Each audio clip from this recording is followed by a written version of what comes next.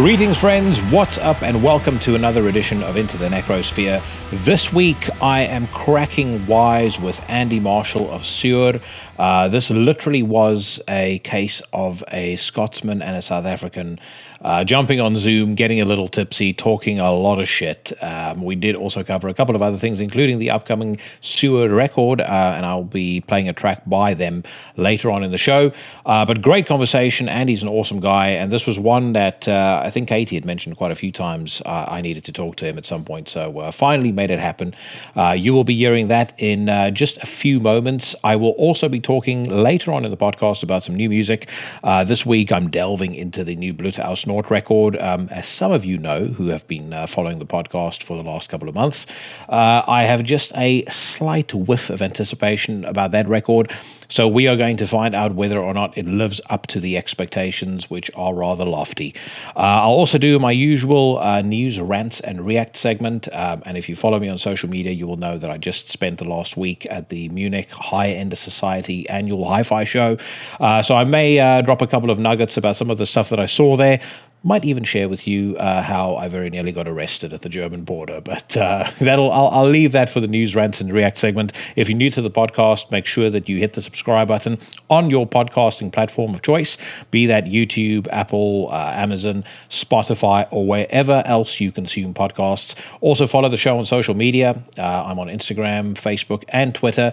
And once you are done listening to this episode of Into the Necrosphere, and you're wondering, what do I do to tide myself over until the next installment of the show? Fear not, because my fellow horsemen of the podcast apocalypse have you covered. I speak, of course, of Mike Hill and Everything Went Black, Necromaniacs, Brandon Legion, and the Horrorwolf 666 podcast, as well as AKHLYS Manifestations. Pretty much every single day of the week is covered with either music, horror movies, or a couple of other stuff in between. But there should be absolutely no reason for you to walk around confused and scared and alone on the streets when you've got us for company. Final reminder as well, if you really love the show and you want to rep your colors in your neighborhood, then head over to the Teespring store and check out some of the hoodies, t-shirts, and whatnot that I've got there. Thank you so much to everybody who's picked up one. And if you do pick up one and you take a photo of yourself, tag me on social media so I know. And like I've said before, every ducat that I make off of the Teespring sales goes straight back into the podcast. Right now, though, I'm going to change gears and welcome for the first time to the show, Andy Marshall of Saor.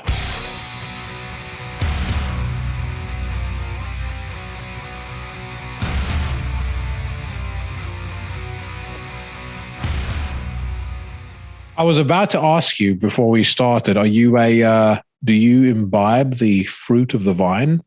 Because if you don't, you best fucking learn all about it before you set off on the road with Gall. Yeah, I don't actually drink wine. Although there is a beautiful wine from the UK called Buckfast. Do they make that with antifreeze? Beautiful. They but apart from that, with used KFC oil. Yes, exactly. It's very, very healthy for you. Yeah.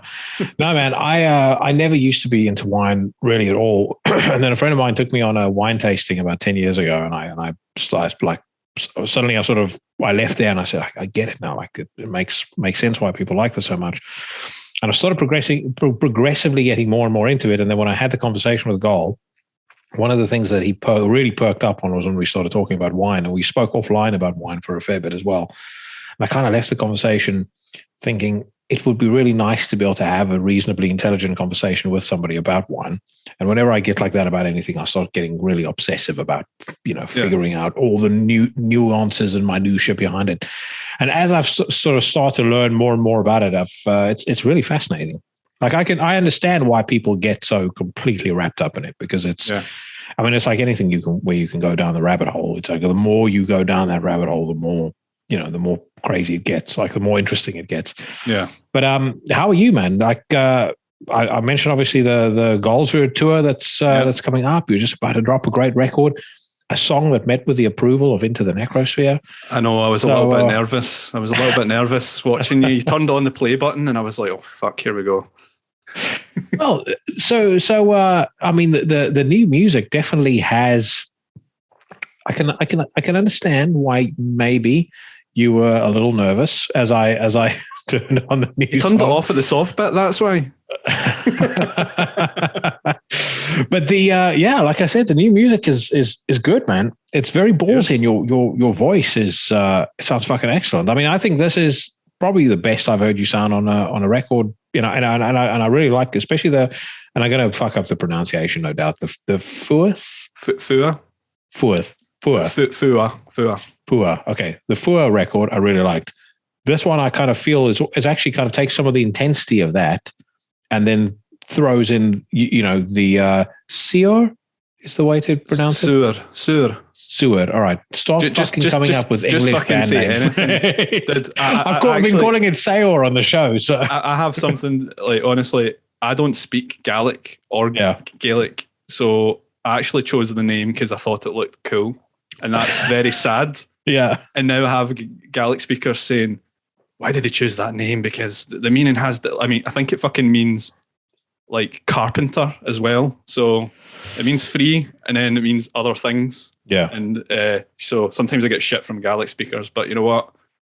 Fuck it. Well, let's say you're doing more to preserve the Gaelic heritage than they're doing. So they're complaining about it. At least you're composing odes to the old days. Yeah. But sorry, I totally derailed your question there. No, it's fine. But like I said, like I've found that you kind of brought a bit of that intensity to the stuff that you've done on Origins. I'm just going to refer to it by the album name because that's an easy way to cover it up. It's actually Origins. I really like how it's come out. It has a harder edge to it, which I actually think suits the band a lot more. Yeah. Basically, in the previous albums, I think I was trying a more kind of growly, loads of reverb, kind of like, it was coming from the mountains. The reverb was so much. It was an echo from the mountains almost. That was what I was going for. And then as the albums progressed, I was kind of like taking a little bit more reverb off, and then realizing I just kind of sounded like a distressed dog. So I decided, I did the vocals on the Fua album, and I really liked the kind of black metal vocals. And I thought, you know what, I'll try it and see if it works. And in the demos, I just went, I think I'll just continue on with that kind of. It's kind of in between a growl and maybe a black metal kind of style vocal. Like, I'm not trying for the. I'm just trying to, make it powerful and coherent. It's amazing though how.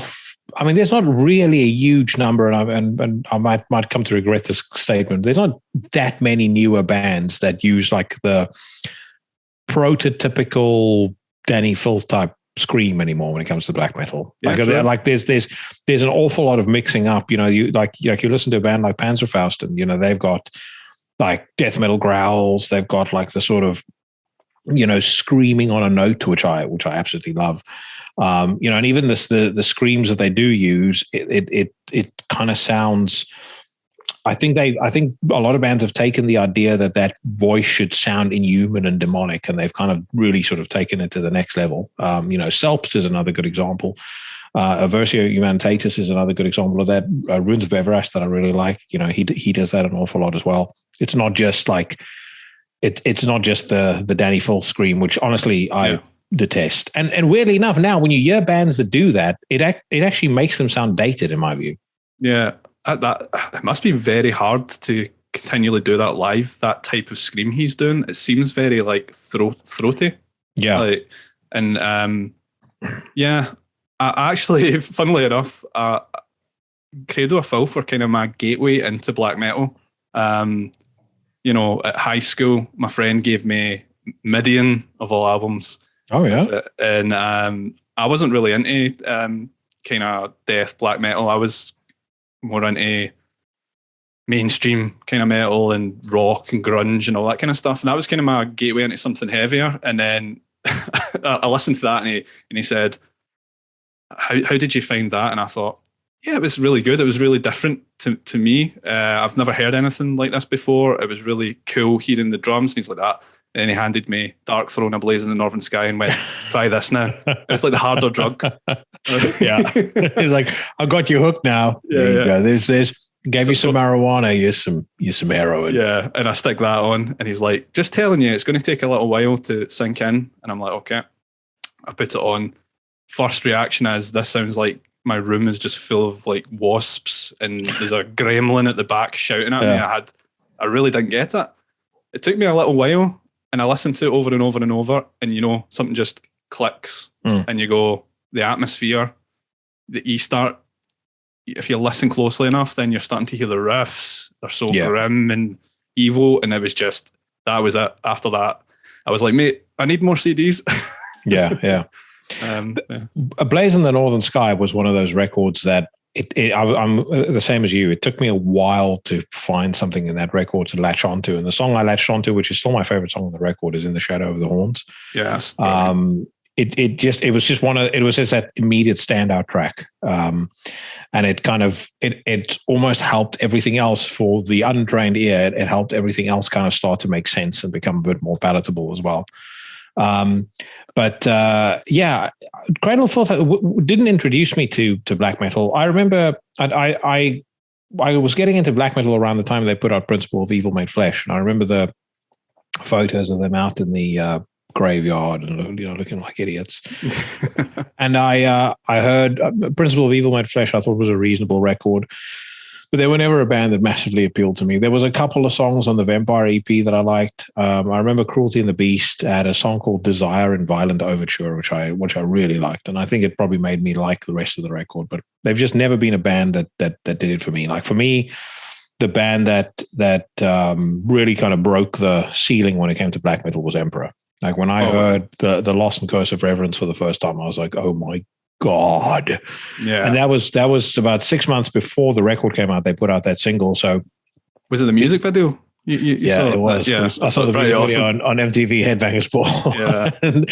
and then in the meantime, we'd gotten Immortal Battles of the North, and we'd also gotten Emperor and the Nightside Eclipse. Right. Those two records for me was just like, this is like it was extremity, but it was extremity on a whole different, more psychological scale. It's like there's a lot of bands that sound heavier. Like by that point, I'd heard Suffocation, and I'd heard Dying Fetus, and I'd heard bands like that. But I'd never ever heard something that was like Battles of the North, which was just fucking merciless grimness from start to finish. That drumming's ridiculous as well. It's perfect, but it's ridiculous. And did he not was it not Abath that was on drums in that? It was, yeah. Album? Yeah. And it's very sloppy, but it works really, really well. I was about to say, he makes so many mistakes over the course of every song. But then, even like some of the classic death metal records, you have that. If you listen to the first Earside record, I've spoken about this before, you can hear Steve making tons of mistakes. But in a way, the fact that he's making those mistakes, and the fact that there's so much, such a rawness to the recording and to the performance, I would hate to hear it in a different way. I think if you redid Battles in the North and you gave it the same production that the last Abath record had, it would. I wouldn't enjoy it as much. It's character, and probably that is missing from a lot of new death and maybe black and other genres of metal. That's that character, and some of the mistakes actually make the album. Everything's too perfect now, I would say. I'd say there's a lot of that, but I mean, you've no doubt heard me rant and rave about people like Nocturne Occulta that run down the genre, or Ishan that run down the genre now. I do think there's an awful lot of extremely good stuff coming out as well. Yeah. More, in terms of pure volume wise, there's more good stuff coming out than there's ever been. And this year seems to be every single week, my expectation of how the year is going to turn out is just Jesus Christ, I didn't expect a year, Absent in Body, or I didn't expect a year, I think it's Avaturn, bands like that. It's they're doing these new things, and they're taking music to this whole different realm of extremeness where the lines between black and death metal and industrial keep blurring, and they just throw everything that's harsh about all of those genres. They just toss into one melting pot, and it makes for just incredible music. I should really like get back into listening to more new music. I mean, just need to listen to my new segment. I've lost the way. That's why I listen to your podcast. I was about to say you've got like a whole. You've got me as like the concierge of what's new and what you need to listen to. Exactly. That's what I listen to your podcast, and you're very honest in your opinion. That's why I was a little bit scared when you listened to my song. But yeah, since I paid you before I came on here, you know what? Like review, so I'm happy about that. Sometimes I'll listen back to an episode and I'll think to myself, yeah, that particular artist, I'll never be able to have him on the podcast, because if he goes back and listens to an episode of me talking shit about a new song that he put out, it's like, I mean, I wouldn't do that, but even if someone came and said, we'll fly you to Norway to meet Ishan in person, he'd love to be on your show. I'd be like, I just don't think it's going to work, guys. I met him at Damnation Festival in England, and it was so random because the fire alarm went off and all the artists had to like leave the dressing rooms and stuff, and we all like congregated outside, and he was just like standing there, and I'm like, holy shit. And I was like, hi, nice to meet you. Big fan of your music. And he was such a nice guy. Honestly, it was. Honestly, a big fan of everything up to Prometheus after that. Yeah. Fox. Oh, yeah. But as a person, he was so nice, and he was, chatting away. And he actually, it was funny because all the fans started coming out the other side, and they noticed him, and they all kind of walked up to him, and we'd already went back upstairs, and we were looking out the window, and he was still downstairs taking photos and signing stuff without any complaints. And later on, I asked him, and I said, oh, you must have been there for a good hour and a half. And he says, look, these people buy my records and come to my gigs, and they're the reason I'm here. So, and I thought that was a really cool attitude to have. Yeah. But yeah, I don't really listen to his solo stuff, to be honest. I don't actually know it, so I can't really judge. Yeah, I mean, I like I said, it may have been a throwaway comment. But it's something that irked me no end when he said that The Weeknd is darker than most of what's coming out in black metal right now, or black and death metal. It's like today somebody sent me another article. M Shadows, fucking moron from Avenged Sevenfold, says there's no innovation in metal. And I was like, how rich, the guy that ripped off Sad But True, note for note, is talking about innovation in metal. You told me he was your hero privately, so guys, he's lying. I said offline, listen, I'm going to say bad things about M Shadows, but just so you know, I'm actually a big fan. Huge fan. Yeah, no, there's certain kind of like anyone who listens to the podcast for a period of time, they know, like, people will send me stuff as like, I think you will like this. This sounds like it's up your street. I personally think I think you did a review of Fua, didn't you, in a previous? Mm-hmm. I did, yeah. I knew you'd probably kind of appreciate that more than the Saor stuff, but yeah, I actually don't really class Saor as like just black metal. There's definitely like the folk metal elements in it and all the other kind of stuff. It's definitely influenced by, but I hate when I always get put in with all these other black metal bands, and it's like, hey, do you want to play this festival with like all these satanic black metal bands, and you're there with fucking bagpipes? And I'm like, well, yeah, I don't know if it's going to go down too well. But with Fua, that's definitely like all my black metal influences are going into that. Yeah, I mean that's unashamed and very very good for being so, but it's unashamed old school second wave black metal worship. It reminds me a little bit of Forest as well. Did you ever check out that record? Old Campfire, someone said it reminded them of. Yeah, maybe to a degree. Yeah. I think maybe Forest in the sense that, kind of Forest was sort of the same thing, right? So it's the side piece for Vinceval of Blut Aus Nord. But it's such a great record, and it's such a well done record because you immediately understand the purpose for him to do it. Yeah. But he does it in his own style. You kind of did exactly the same thing with with the Fua record. It's weird, man. Like there was a period of like my life, like in my teens to maybe early 20s, I was hugely into black metal. I had every record, classics, I was every week buying new stuff. There was a kind of period I kind of went away from it and started listening to kind of other genres and stuff like that. And it wasn't till like maybe recently I've actually started getting back into the old records and stuff. So I'm very like, out of touch with new stuff. So when I started listening to your podcast, you were reviewing stuff or chatting about a band, and I'm like, I don't have a fucking clue who that is, but I'll check them out. And I would go on YouTube. Oh, this is really fucking good stuff. And yeah, maybe I had that kind of attitude that I was like, everyone just sounds like Dark Throne now. Everyone just sounds like Mayhem. But there's actually so many cool experimental bands out there pushing the boundaries of the genre. And I really respect that. And it's actually really nice to, get back into that and obviously bring out the old school records as well, your Dark Thrones and your Emperors and stuff like that. And I mean, those records are always going to have their place. And it's awesome when, the old guard keeps on doing, top-notch stuff. Like, I mean, the last Mayhem record was excellent. Yeah. One of the records I'm most excited about at the moment is this upcoming Blut Aus Nord record, because I think it fucking rips. Everything I've heard of it so far I was lost for words at how cool that last single was that they put out. But then, as you say, there's all these new bands coming out. And from my perspective, I just think they just keep pushing the boundary. And the great thing about it is they come from all over the world. You've got this crazy scene in Poland. You've got this fucking awesome scene in Australia. You've got a great scene in France. You've got a great scene in the States. And they all have their own kind of unique vibe. Poland sounds like, literally the fucking Gatling guns of the apocalypse. France sort of has this weird psychopathic discordance.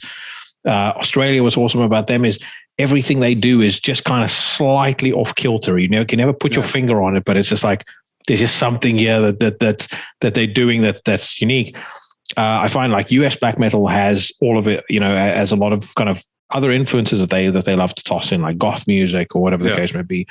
Germany has still got a really, really strong scene as well. I've spoken about the new Ultha record, which I just think is just phenomenal. There's Stellar Master Elite, obviously that's my my theme song. They to me are doing what I wish Red Harvest would end up doing. So I think anyone who feels like the scene isn't healthy right now, even if you don't want to categorize it just as pure black metal, but just this metal scene as a whole, like the extreme metal genre, it's healthier than it's ever been in terms of creativity. It's extremely healthy. And I would argue, if I look at the number of big festivals and the number of shows and stuff like that, I don't see that there's necessarily a shortage of people going to shows, or like a shortage of people excited or enthusiastic about this music. Do you think there's like too many bands nowadays though, or too many projects? Like there's far too many, and it's too exhausting to go through every single one. Whereas before, maybe there was, 10 bands came out and 8 of them were fucking awesome. I don't know. Yeah. You know what I mean? Yeah, no, I know what you mean. Every day there's a new one coming out on YouTube, and check this out, and it's like, fuck. Like, well, it depends on what you subscribe to in life. Do you want to live a life of abundance, or do you enjoy the payoffs of famine? So it's like, because I know what you mean. The thing is, like, I'll keep on discovering. So this is why I held off on my top 20 of 2021 this year until I think I only did it in January, late January, February, because I was like, I always keep discovering stuff after the fact. And so I'm not going to, be one of those people that does their top 20 in October. Yeah. And then it's like you write off 2 months of the year. And obviously, in the 2 months at the end of the year, one of the albums we had was the new Funeral Mist, which, you can't deny that. So, but, I do like that there's so much stuff coming out, and I do like that I keep on discovering things. And there are periods that you'll go through. I'll go on black metal promotions, for example, and I'll listen to 10 records, and I'll go, all of this is fucking shit. I'll move on. But there's enough coming out to kind of keep you going. I wish like when we play festivals with the band, there's loads of new bands playing, and I just feel, with the traveling to gigs, and then you're playing, and then you're trying to think about lots of different things, I feel that I can't be really bothered sitting listening to metal because I've been surrounded by it for. So does that make sense? Yeah. And I feel during the pandemic there, when we weren't playing as many shows, I got more into it again, and I was listening to podcasts. I was speaking to people. What bands do you recommend? I was listening to more black metal again, and it's weird. I think because I was surrounded by it so much, maybe 2019 and that, I just kind of got a bit, not bored of it, but it's quite exhausting. There's so many new bands, it's too much. I'm like, fuck, I'm just going home to sit in silence and not listen to anything. Well, actually, you kind of touch on something interesting there. I always said I thought that like after the pandemic, we'd see this wave of just incredible music coming out. And part of me does wonder whether some of that isn't exactly what you just said now. Some folks were sitting at home and they didn't have anything else to do. And they kind of had an opportunity to, take a breath, take a pause and fall in love with the genre again and fall in love with what they were doing again. And that passion comes out in what they produced. I don't think it's a coincidence that so many bands now are producing, in my view, some of the best stuff that they've ever done. Whether that's as established bands or as pre-existing musicians who did other stuff. Absent in Body is a great example of that. You got Scott Kelly from Neurosis in there. I love Neurosis, but the stuff that he's doing in Absent in Body is just fucking insane. But yeah, sorry, you were going to say. Oh, sorry. I was just thinking, there's definitely like loads of stuff coming out now and, a lot of good stuff. But I have found that from playing gigs at the start of the year and talking to promoters in like France and Germany and stuff, I think we assumed that once this is all over, everyone's going to flock to gigs and every gig's going to be a sellout. And even the local shows, everyone was saying, when I can go back out, I'm going to go to every show I can. What I've found from speaking to people is that they're selling less in pre-sales. They're not being able to afford to put the bands on. Festivals, some of the festivals are saying, this is quite a bit less than we had the last time. I don't know if that's to do with people being a bit apprehensive because of COVID. Or I really don't know, but I find it really strange. People were very vocal about wanting to support music and bands, and it seems like a lot of promoters are really struggling to sell tickets, sell out venues, and break even in some cases. I've seen a lot of cancellations as well due to that, and I can't really pinpoint what. Well, could that potentially be the fact that there's so much going on at the moment? So, the sheer number of bands, because obviously loads of bands have released records, or we're sitting on records in the anticipation of being able to go touring. Yep. And so now you get to a point where they all putting out new stuff, and so they all want to go on tour, and so all of a sudden you're kind of spoiled for choice in the middle of what is in all but name an economic recession. Yeah, definitely. Also, there's you need to take into consideration as well the fuel costs for bands touring. Yeah. There's lots of different things, but I'm just hoping that as the year goes on, kicking into next year, things can go back to our relative normality. I'd want it to go back sort of pre-pandemic, and everyone can afford to go to gigs and can afford fuel, but hey, that's. I don't want to paint a grim picture, mate. I know I'm actually being optimistic for once. I'm surprising myself. Or delusional. I think that the big fear is that from me is that the fertilizer shock hasn't hit the world yet. This is the first season where farmers are planting without the benefit of Ukrainian and Russian fertilizer, is my understanding. And when the result of that hits, it's going to result in lower yields. Lower yields means less food, which means either you get widespread food shortages or outright famine. Either way, you're going to get massive increase in the cost of food. And if the cost of food increases, that's not going to be good for anybody. Well, you're forgetting in Scotland, we deep fry everything. So no matter what, we'll still be able to eat. I don't know about you guys, but we'll be fine. I've been to. I've never been to Glasgow. I have been to Edinburgh, and I must admit, I had a delicious meal when I was there. It was part of like a work incentive. One thing that I did not have, and I know everyone said, like, as much as it will kill you, you at least need to try it once in your life. That's a deep fried Mars bar. Yeah, I do it. Have you have had one, surely? I've not. No, really. I've watched someone eat one and felt physically sick. Yeah, you're a pretty thin dude. So. Oh no! I've it makes me sick even thinking about that. That's just like a weird. Like, I don't actually think people eat that regularly unless they're like tourists or something. It's like one of those weird kind of things. You need to try a deep fried Mars bar. It's like, no, you're all right. We do deep fried pizza, which is pretty fucked up. Pizza crunch. But yeah, I've had friends eating it in front of me, and I've just been like, that is just fucking heart attack material there, mate. Like, yeah. But where were you in Edinburgh? Do you know? So I was at.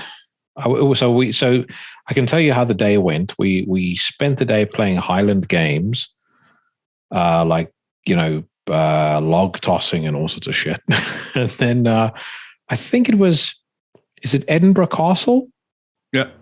Yeah. So we had like a reception there, and that's where I ate. Oh yeah. That would be good. And that was top notch. Like, fillet steak and stuff. It was really, really nice. Edinburgh is very like, it's a touristy kind of area. I think Glasgow is a bit more, better bars, I would say, better nightlife, kind of more working class kind of place. And I would say Edinburgh is more the business kind of hub and tourists and stuff like that. I don't mind Edinburgh, to be honest. We do have a little rivalry between Glasgow and Edinburgh about our accents, though. Because they talk like this. And they say, eh. My pals from the band, one of them's from Edinburgh and the other one's from Falkirk. And they've got, let's say, interesting accents. And they get slagged quite a bit. Yeah. But it's pretty weird how close we actually are on the map, but the accents are totally fucking different. It's bizarre. See, I until I moved to the UK, I never quite got that separation. Like, you would talk to people in London shortly after I moved here, and it's like, Manchester this, Liverpool this, Newcastle this, and then you go to Manchester and it's like, fucking hate these people in London. It's like, Jesus Christ, I thought you guys are all, one team, one dream. But no, not at all. But now here's my question though. So I've met a fair few people from Scotland. Okay. Why on earth? I mean, most of these people are not what I would deem as being woke. As a matter of fact, most of them, I think, politically probably are like center-right leaning. How on earth do you have lunatics like the SNP running the show in Scotland? When, I mean, maybe it's just I'm meeting the wrong people, but like the average like Scottish, man or woman I've met, they don't seem to me to be the folks that would support an imbecile like Nicola Sturgeon. I think there's a lot of reasons for this. I think the main thing is that,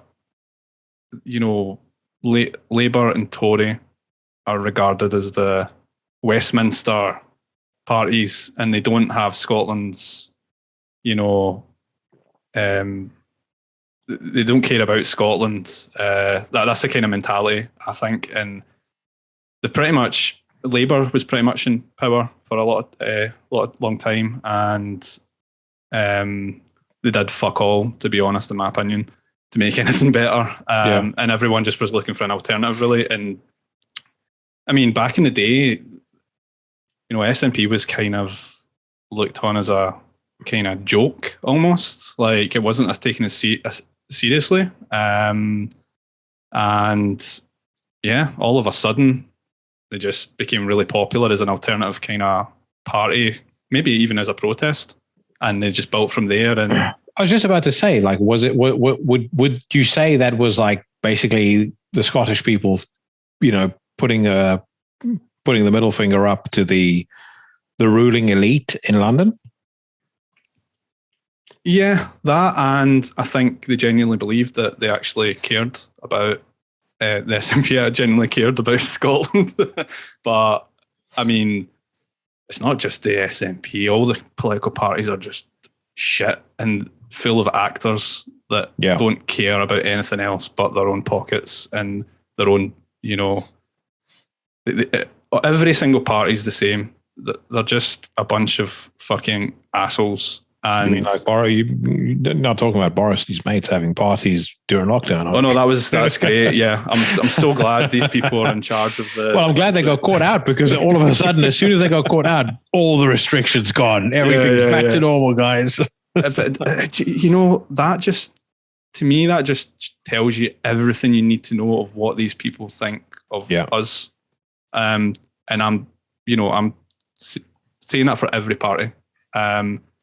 I tend just not to care anymore. And I know that's probably a terrible view to have, but, I just genuinely don't care. It's just so corrupt and just, I take no interest in it anymore. But as for the question you asked, I think there was also a bit of kind of romanticism in it that, like Scotland, yes, fuck England, almost like that stupid kind of attitude. And that's not the reality. And I think a lot of young people, vote for them. And fuck knows what's going to happen in the future. Everything's kind of fucked up now with, COVID and stuff like that. But we've got some elections soon. And I reckon, the SNP will take it, because they seem to be the only party now that people, they go, they're not perfect, but who else is there? That's always the same thing people say. And I'm like, that doesn't really mean you should vote for them, but I see your point. So, it's all just a shit show, really. Well, that's the problem in this country. I mean, there's literally no one to vote for. I mean, it's why I've spoken to Paige, my fiance, a couple of times, and I've said to her, like, at some point, as much as there's going to be pain and, we've got a lot of animals here, I've got my daughter here, there's going to be pain in trying to navigate that. We're going to have some sort of red line where we go, okay, enough's enough, we're going to move. Because I can move very easily to Houston if I wanted to for work. Or if I wanted to, I could just relocate to Dubai. Or if I really wanted to, which I don't want to, I could just fuck off back to South Africa. But it's, I mean, my issue in this country is you've got a conservative party who aren't conservative by any stretch of the imagination. I mean, there's no observable difference in my view between the Democrats and the Conservative Party in this country. None. Very minimal. Yeah, exactly. They're a bunch of fucking shifty, thieving idiots who anything good that you would expect from a conservative party. And whenever anyone asks me, what's your political view? I was like, I've got no alliance to anyone other than the following: stay out of my life, stay out of my pocket. That's what I would expect from any government. So, but they won't do that. They'll just keep on ratcheting up taxes and all the things that a quote unquote fiscally conservative party is supposed to do. They won't do. They won't do. They're not socially conservative either. So they promote any woke nonsense that there is. The alternative is a load of fucking Marxists in Labour. So who do you vote for? The only person I'd vote for is Ron Swanson.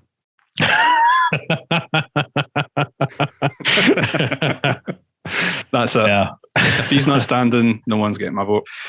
Yeah, but that's the thing. It's like in this. I mean, you really could be like a conscientious. I don't believe in abstaining from the elections, but you could be a conscientious objector in this country quite comfortably, and no one's really going to be able to point a finger at you because what are your options? I think my ideal scenario is living here for a while, and when I'm older, moving up to the Skye or the Highlands or some shit and just being away from people. That's my ideal scenario. And not having to turn the telly on or hear stuff on the radio. I have a lot of eggs in the Euro Millions basket. Yeah. Once I can do that, I can start work. The next part of the plan can kick into gear, get off the grid as much as humanly possible. Solar panels, water, boring a hole, and all that shit. They barely should know that I exist. I mean, that's ideal. It just feels to me like in this country, every single thing is geared around taking away everything that you love. It's like, speed limiters now in cars. It's like, okay, so there's no point in owning or buying a slightly more powerful car anymore. Then they want to start forcing people. They want to force down meat-free Mondays and veganism on people, and it's just one fucking thing after the other. It's like you guys noticed that in Glasgow. There's a lot more vegan restaurants and cafes, and it's just, it feels like things are changing. It feels like eventually eating meat's going to be illegal or looked down upon. At least it already is. Well, I live in the countryside, mate. But I said, if I can't leave the country, at the very least, I want to be able to raise my own cattle, and I'll just slaughter them myself and do my own thing. Yeah, I will never ever be.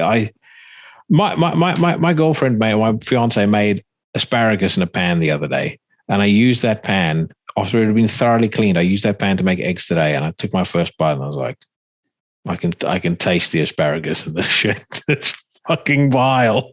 What's that thing that Big Ron Swanson said? He says, "Would you like salad with your steak?" And he says, "No, I don't eat what a rabbit eats," or something like that. I don't eat what my food eats. Yeah, I was like, "Yeah, that's me." Yeah, no, it's like, the whole meat-free Monday thing. I upset people no end on social media because I'll post like more meat Monday or whatever the case. I'm all for trying new things, but I know what I like, and I like a steak, and I like 100%. The thing is, I also don't mind what people want to eat. If you want to be a vegan, be one. But why must that be my issue? We have a vegan in the live, but no, he's not vegan. He's vegetarian, so that's actually okay. But I'm always like, Lambert, how do you eat this stuff? Like, and he's like, he used to eat meat, and I said, do you miss it? And he's like, not really. And he says, it makes me feel sick when I smell it and stuff like that. And I'm like, well, fair enough. It's your life. You do what you want. One bite, mate. He'll come around. I think when he said when he smells bacon, that's when he starts thinking, oh shit, I don't know about this. Yeah. No, my fiance, she'd literally never eaten steak until she met me. And she said the first time it was like body was getting used to it. Yeah. And then it starts developing a craving for it. Like Dennis Leary says, meat is murder, and murder tastes good. That's a good quote. Yeah. It's like, again, I've no issue with people wanting to be vegans or eating being vegetarian. If you feel that works for you, fine. I don't personally think it has any health benefits for me. Anytime I've scaled back on meat, I felt like trash. Yeah. And it's in my diet every single day. I have like kind of chicken for lunch, then we'll have like a main meal with meat, whether it's steak, more chicken, or I don't know, spaghetti bolognese or something. You metal blokes are into human sacrifice and stuff as well, so that probably comes into it too. So. But don't talk about that.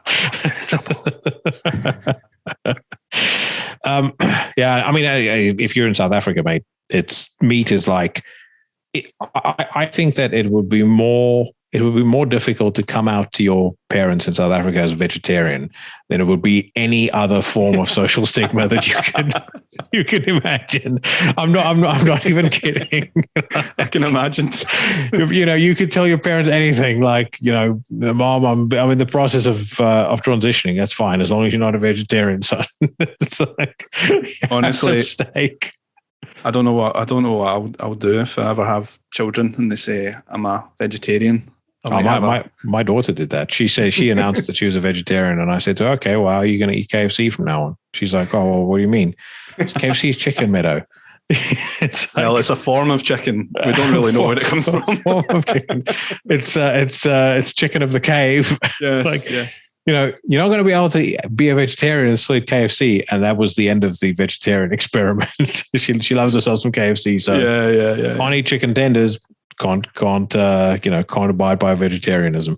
If you're a musician, especially like a kind of smaller musician, when you're touring, you usually just get what you're given, and it's like some sort of fucking tour stew. You don't even know what's in it, to be honest. It's just like a big pot of shit, and you're just like, is it vegetarian? Or like, well, I don't know. So you really struggle, I think. As like a smaller band, right? Like, where what countries do you get treated best in, and where have you had the absolute hands down most abysmal treatment? Oh, okay. The best. Don't need to name and shame. if you want to like impersonate the accents too. Oh no. People will be struggling to understand this accent, so I'm not going to try anymore. Okay, the best places, treatment wise, as in just all round food, accommodation, that kind of stuff. Do you mean? Yeah, like food, accommodation. I'm specifically interested in the food, but just general treatment. Like where do you get treated? Like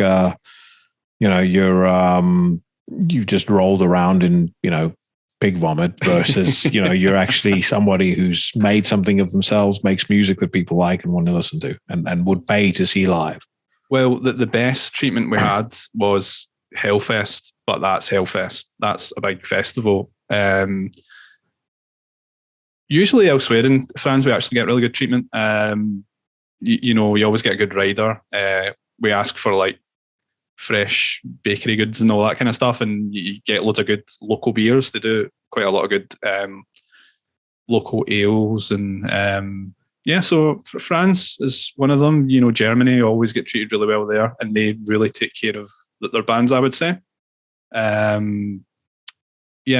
Kind of Central Europe, I would say, always kind of take good care of bands because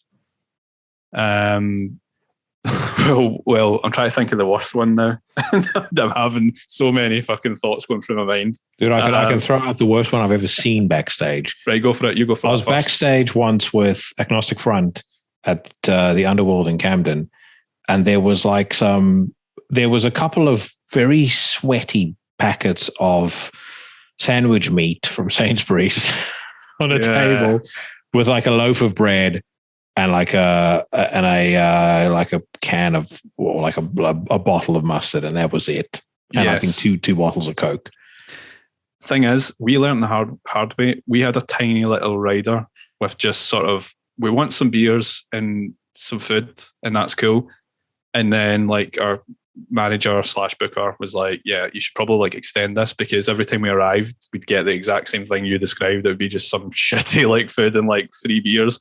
The worst, I can tell you, the worst rider we've ever had was in LA, and we did our first headline tour in the US, and all that was on the rider was and backstage, was a bucket of ice. And I'm telling you, this backstage was huge, like probably the biggest backstage I've been in. It was basically another venue, and in the middle of it was a bucket full of ice, and it had 5 beers in it. And that was it. Nothing else. I would have thought in the US you'd get treated like an absolute king. I don't want to put my foot in it, man. But surely Texas. I would say beef ribs. I wouldn't be able to go on stage, but it's like beef ribs, brisket, the whole shebang. But to be fair, like we got a buyout and we went to a really nice Mexican restaurant. That was amazing food. I mean, the food over there is incredible. But just in terms of, backstage kind of stuff, that was pretty grim. I mean, I think of other things. I was about to say, it's when you were backstage there that you got the idea for Fure. You're like, this is I'm trying to think, like there's so many places we've been, and honestly a lot of it's just a drunken, like I can't even remember half of it. The worst countries treatment wise would be, and this isn't, by the way, this is taking nothing away from the gigs, because the gigs are always good, but probably USA and UK combined. Yeah, I'm not surprised. And I mean, whether that's because of who's booked it or whatever, I don't know. I don't really know. But I would say they were the toughest tours, and it was the least kind of stuff we got and riders. And we kind of book our own UK gigs now. So if our manager Joe doesn't get his stuff, he gets a a lot of abuse from me. So yeah, I was about to say I should clarify. I'm not surprised about the UK. I'm surprised about the US. It's because we're like probably like we weren't on a tour bus. We weren't supporting a big band. We probably agreed to less than we should have. So maybe it was our fault in the end. But regardless of that, that was some of my favourite memories going across the US. It was insane. Like I've never been there before for a start, and we flew out to LA, and that was our first gig. And you know, the time differences and stuff, and your mind's all fucked up because you've been in a flight for how many hours. But we were enjoying the free bar, obviously, on the flight, and a bunch of sweaty, drunk Scotsmen got off the plane, ready for their tour. And we get picked up at the airport and get taken to some sort of hotel, which I would probably call a drug den, but it had beds, so that was a positive. We went there for a nap, and we woke up and we were probably a good couple of miles outside of Hollywood, and we says, "Fuck it, do you just want to walk there? Because we're never going to be back here, or maybe we will, but it'll be a long time before we're back here." Right, cool. And we're walking all the way there, and we don't see any humans. And we're like, what the fuck? So we find out later on that no one really walks there. They all like drive everywhere, and we're just like casually walking about, you know, going down all these like streets and stuff. And we get to Hollywood. It's very surreal, almost felt fake in a way, like it wasn't real. So we walked about Hollywood, and we got a few drinks, and, you know, seen the sights, and we go into the guitar. There's a big guitar place, guitar something, I can't remember, Guitar Center, I think it's called. And it was huge, amazing, seeing all these different guitars, acoustics, electrics. So we go a little walk around there, and I go into the Taylor acoustic kind of booth because it wasn't really busy, so it was quite quiet. So I thought I'll go in there and I'll try some acoustics. I walk in and there's a guy in there just checking out the acoustics. I'm like, oh, hi. And he turns. I go, holy fuck. And I'm like, dude, are you Kevin Bacon? And he's like, shit. Yeah. And I'm like, oh, nice to meet you. And I shake his hand. And he said he was in with his son, who's in a band. And he was just checking out his like really nice guitars. And I'm like, yeah. And he says, son is in Black Anvil. So he's in a, I never asked. I was too starstruck at the time. Yeah. So, hold on.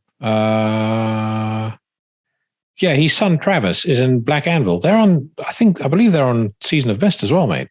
Really? So, yeah, you might get an invite to the Bacon House at some point. Yes. Just make sure you go out on tour with them. I'll say, do you remember that guy you met in the Taylor guitar booth? And Black Anvil are a kick-ass band. They're very good. I'll need to check them out. I honestly didn't think much because I was like, holy shit, I've got a selfie. I'll show you later. I got with them, was like, can we get a selfie? And so that was really surreal, and it almost was like, whoa, this is just fucking crazy. And I opened the door, and the rest of the band came along, and our drummer's got a really harsh Edinburgh hybrid weird accent. He's like, oh, here's that Kevin Bacon, eh? Like, hey, how you doing? And I think he just scared them off. I was like, for fuck's sake, man. I was talking to Kevin Bacon, and you just started your shit. And he's just like, oh, well. So that was the start of the tour, which was very interesting. And we played, I don't know if you know, Fire in the Mountains Festival in Wyoming. No. Oh, man. It was amazing. It was basically a big open ranch type place, and we stayed in a wigwam. And who did we play with? Who was the headliner that time? I can't really remember. Oh, wait, we were the headliner? What the fuck am I talking about? Perfect.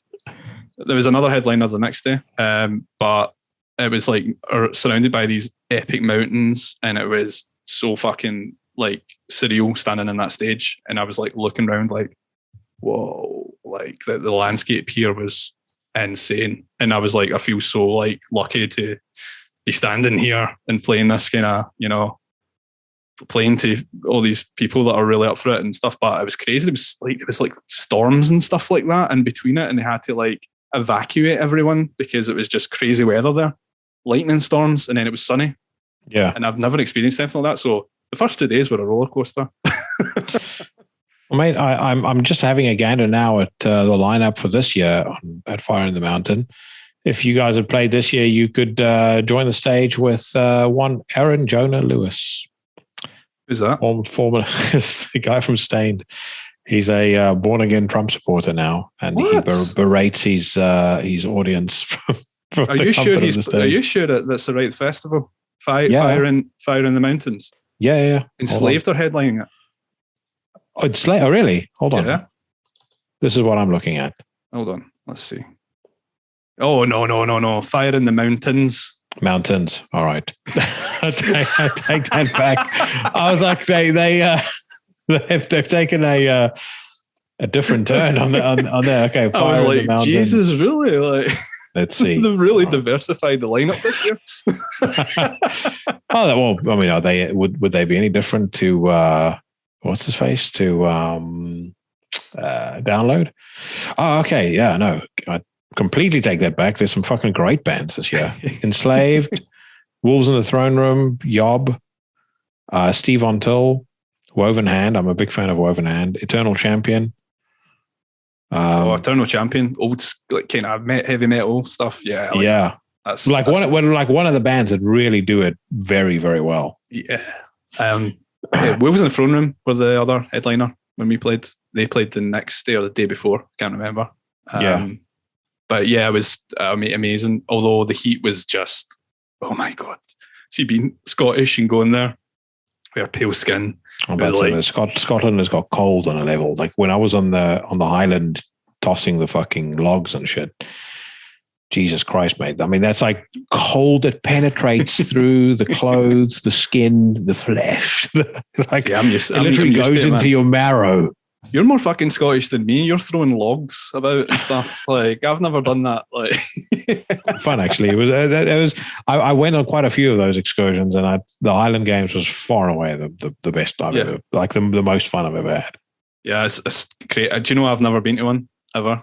I just have never, had the time or been interested to go to one. Yeah. But it looks pretty cool.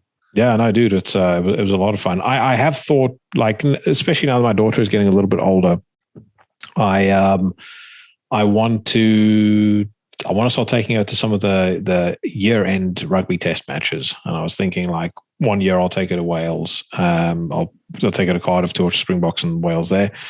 1 year we'll go to Scotland to see Springboks play Scotland over there. So now I went to see Glasgow and Edinburgh play in Murrayfield for my wife's birthday. I'm not a big rugby fan, but I enjoy watching it. It's more into my football, but it was really cool to be there. And that stadium's, I really like that stadium. Yeah, it's got an awesome atmosphere, that stadium. Yeah. I was never a fan of rugby until I moved to this country. And I remember one night, like, fucking around on television, and there was a game on, and I started watching, and I just got engrossed. And then, like, the next day, I was like, "Oh, there's some more games on." I watched 2 games back to back, and then I just became completely obsessed with it. I can't watch international because every time I watch it, I'm disappointed. Being a Scotland fan, obviously, you guys have done well though. They have, yeah. They've been playing really, really well this year. Not this year, sorry, in the last season. The last time I can remember. I can't remember what year this was, but we played Australia, and it was like a very close game, and we like lost it in like the last minute, and I was like, so fucking typical. Every time we're so close, yet so far. Well, I was about to say Scotland did have for a period of time a reputation for leading. I mean, it would be terrible to be a Scotland fan. Yes. Leading up to like minute 74, and then like by minute 80, they've fucked it, and they're behind by a try or something like that. Exactly, but it makes the wins even better. Yeah, I know they're rare, but it makes it better when it happens. Springbok fans, mate, we don't take losses very well. Yeah. It's like it's the one thing where even I get incensed. I'm livid when we lose a game. I can't deal with it. Yeah. But are you in your beers, by the way? Sorry, total different conversation. But have you ever had this one? No. It's Heather Ale.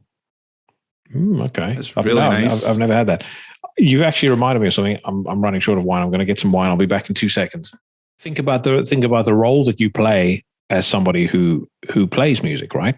So the music that you write and the music that you perform, no doubt has inspired maybe a lot more people than you potentially realize through whatever difficulty they're going through in their life at the time. I've had people like mail me and say, there you go. They've got, they've been through bad depression and, other things. And it's pretty amazing to know your music's really, touched someone that much. It's like, I never expected when I was, in my 20s writing some fucking album just for the sake of it, that people would love the music so much. And it's really amazing to hear that. And I'm one person that I find it weird when people are so, I don't like the whole rock star thing from bands, walking about, this is who I am. You know me from these albums. Like, I am not at all like that. I'd rather just have a pint with I felt like you might be like that. So, and I find it very strange when, people come up to me and, oh my God, can you sign all this and stuff? It's quite a lot to take in. And I do appreciate it so much. Don't get me wrong, but I'm quite a kind of quiet guy, and I do my thing. And I can't ever imagine not doing music. That's the way, I express myself, and that's my creative kind of flow, into the music, and I'll release it. And it's such a weird thing being a musician. It's, it's, you're creating something and putting it out there for people to digest and to judge in magazines and stuff. And then you get some reviews that are good and some that are bad. And it's like, all of that doesn't matter as long as I enjoy doing it and it satisfies me. And and I know people enjoy it, as you were saying about people that get in touch saying, they've been through a shitty time, or they get inspired to go hill walking in Scotland. They were in Scotland and they went hill walking and they listened to my album. And it's like, that's fucking so cool to hear. And I mean, I really appreciate people getting in touch. And also if people get in touch, and, I have had people, as I said, that have had mental health issues and stuff like that. And they mail me, if you're listening to this, give me a mail and we can chat and stuff. And, I'm always there. I'm just, I find it a bit much in person when you're at a gig and you have people come over and almost worship the ground you walk on. And it's like, oh. Yeah. And that's very rare, but there has been some occasions you're a bit like, holy shit. Yeah. Like I said, I mean, I think potentially most people, I think a lot of folks that are in the public eye to any degree, I think they underestimate the degree of impact that they have on other people. Yeah. Like I spoke about this on Cheyenne of Trivax's AKHLYS Manifestations podcast. I think they played with us in Edinburgh. We played Edinburgh. Oh yeah. Yeah, I'm sure they supported us. He's a man amongst men, Cheyenne. But anyway, we're talking about stuff, and one of the things I spoke to him about was I shan't name the name of the Facebook page, but I used to run a Facebook page. It was very, very notorious. The Christians against Slipknot and all that kind of shit. But I was involved in that as myself. Oh, okay. If before it was taken off, if you went back on now, you'd see all sorts of crazy shit where like I was challenging Satanists to fights and all sorts of stuff. But anyway, I vaguely remember all that stuff. I was genius, man. It's one of some of the best days. Anyways, I used to run this one that became very. I mean, it's still on Facebook. When we're offline, I'll show you. It had nearly 50,000 people following it. It was like featured on websites. It was all sorts of stuff. But one of the things that really blew my mind is two people messaged me in the space of about a month. One guy messaged me and said that he was stationed in Afghanistan and that he's like, it's really shit. Yeah. We get shot at all the time. It's fucking terrible. And like the stuff that you write really cheers me up. And that really gave me like a moment to pause and go, Jesus Christ. Like I didn't realize that it has this sort of impact. And then another dude messaged me and he said that he was going through chemo and he was like, like when I'm busy going through chemo, I read your stuff to kind of keep me sane through the whole process, and I was blown away by it. I couldn't believe it was one of the most humbling experiences of my entire life, because all of a sudden you kind of realize that, like, the whole idea of everything affects everything. Yeah. You're like, and sometimes I think about it when I do the podcast as well. Like you're going to say something, or something's going to happen on the podcast where someone somewhere is maybe having a fucking absolutely horrendous day, and maybe they now is exactly the right time for them to hear the conversation we've just had. And that's the one thing between them and them tossing themselves off a bridge, because I've been through dark times as well. And I remember listening to, Pantera's Live in a Hole, and, or Planets Collide by Crowbar or something like that. And the meaning that has to you when you're in your darkest hours and the depths of despair, you can't quantify that. And again, like I said, the point I'm making is I think don't underestimate the as much as you say you want to kind of be separate from all of the craziness that goes on around you. I think what you do as a musician is exactly what, ideally most people should be doing, right? You need to be putting positivity out into the world, and you're putting out positivity, even though we operate in a music genre that a lot of people don't necessarily see positive. But you'll know this yourself. Most of the people that are doing this kind of music and have maybe darker themes or evil themes, they all generally tend to be really nice people, and it's just them getting their demons out in the music. It's their way to vent. It's their way to express their views or whatever. So I would say most people in this genre are quite nice nice people, I would say. Yeah, I would definitely agree. Again, like I think about, I had Sam Bean on from Antichrist Imperium and Werewolves. He literally, when they do Antichrist Imperium, they go out of their way to write the most offensive shit they possibly can. Him and Matt and everybody else in the band are some of the nicest people ever. But you also listen to that, and there's like a degree of empowerment to the rebellion and to the badassness that you have there. And like, when you're having a shitty day at work, for example, like a day where, you might otherwise decide, fuck it, and, hit the bottle a little too hard, or whatever the case may be, you can listen to a song like Ceremonial Suicide Rites, and you hear that lyric, I reveal myself as evil. And it's just that little bit of that burst of adrenaline that you get that just gets you over the hump, and it's like, all right, well, on to the next day. It's the same as going to shows, I suppose, and the power of the music on stage when you go to see a band. And if it's a heavier band and the crowd are getting involved and everyone's jumping about and it's crazy, or you're going to see an atmospheric band and just taking it all in as an experience, it's nice to just escape from like day-to-day life, and I feel the same playing music live. I was never a huge fan of playing music live when we started. I found it very frustrating, and I was quite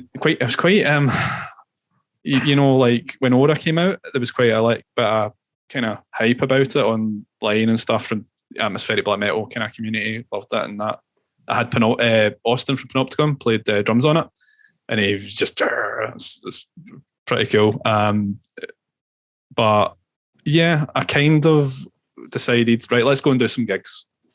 I'm not a huge fan of playing in bands, as you can guess, by doing this stuff myself. So I got my pals, we went to the studio, we jammed. I thought, yeah, let's do a couple of gigs so we can go into another country and see bands, and, it'll be cool to meet actual fans that, have supported us.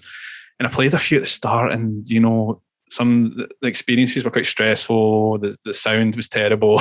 And I wasn't used to, the live music scene at that point. I would say I was still very, new to it. And then I took a few months out and was like, I don't really want to play live anymore.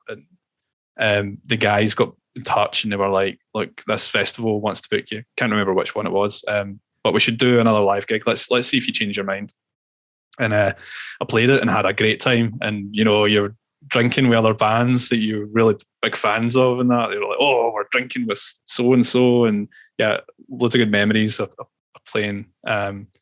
these kind of festivals. And yeah, after that, I was like, yeah, fuck it, let's just do it. And I mean, it's been up and down, you know, the experiences of playing live, but it took me a while to sort of really understand what you're doing in that stage. And when you're seeing people watching you and getting so into the music and so drawn into it. I mean, the amount of times we've played recently and people have been crying in the front row, and I'm like, either we sound totally fucking shit and they're really regretting paying this ticket price, or they're really, really feeling the music. And it's like, I mean, we played Ragnarok, and I went down to the front of the Ragnarok festival. Sorry, is a festival in Germany, and we went down to the front after the gig, giving out like set lists and just, you know, high-fiving everyone. Thanks for coming. And there's a girl just crying her eyes out, and I gave her a hug, and I was like, holy shit, like this is crazy. Like, I was like, was it that bad? But you know what I mean? It's now I'm starting to understand, you know, what it's like, you know, being a fan and watching your favorite bands live and stuff like that. I was never big in going to gigs and stuff like that when I was younger. I went to a few. I went to like see Rammstein, and I've spoken about it so many times on the podcast. I don't need to talk about it again. But the greatest live experience any human being can have.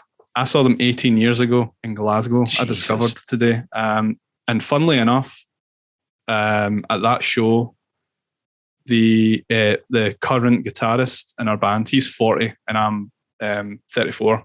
So he was a bit older at the time, and he was in the front row and I was in the front row at the same gig, and we never knew each other. And then I find out that the guitarist that recently joined us was at that show as well. Yeah. And he's like, I was near the front row, and I'm like, what the fuck? Like, it's crazy. But honest to God, you know, black metal fans might not like hearing this, but that gig is so good. Dude, I talk about it so many times in this podcast.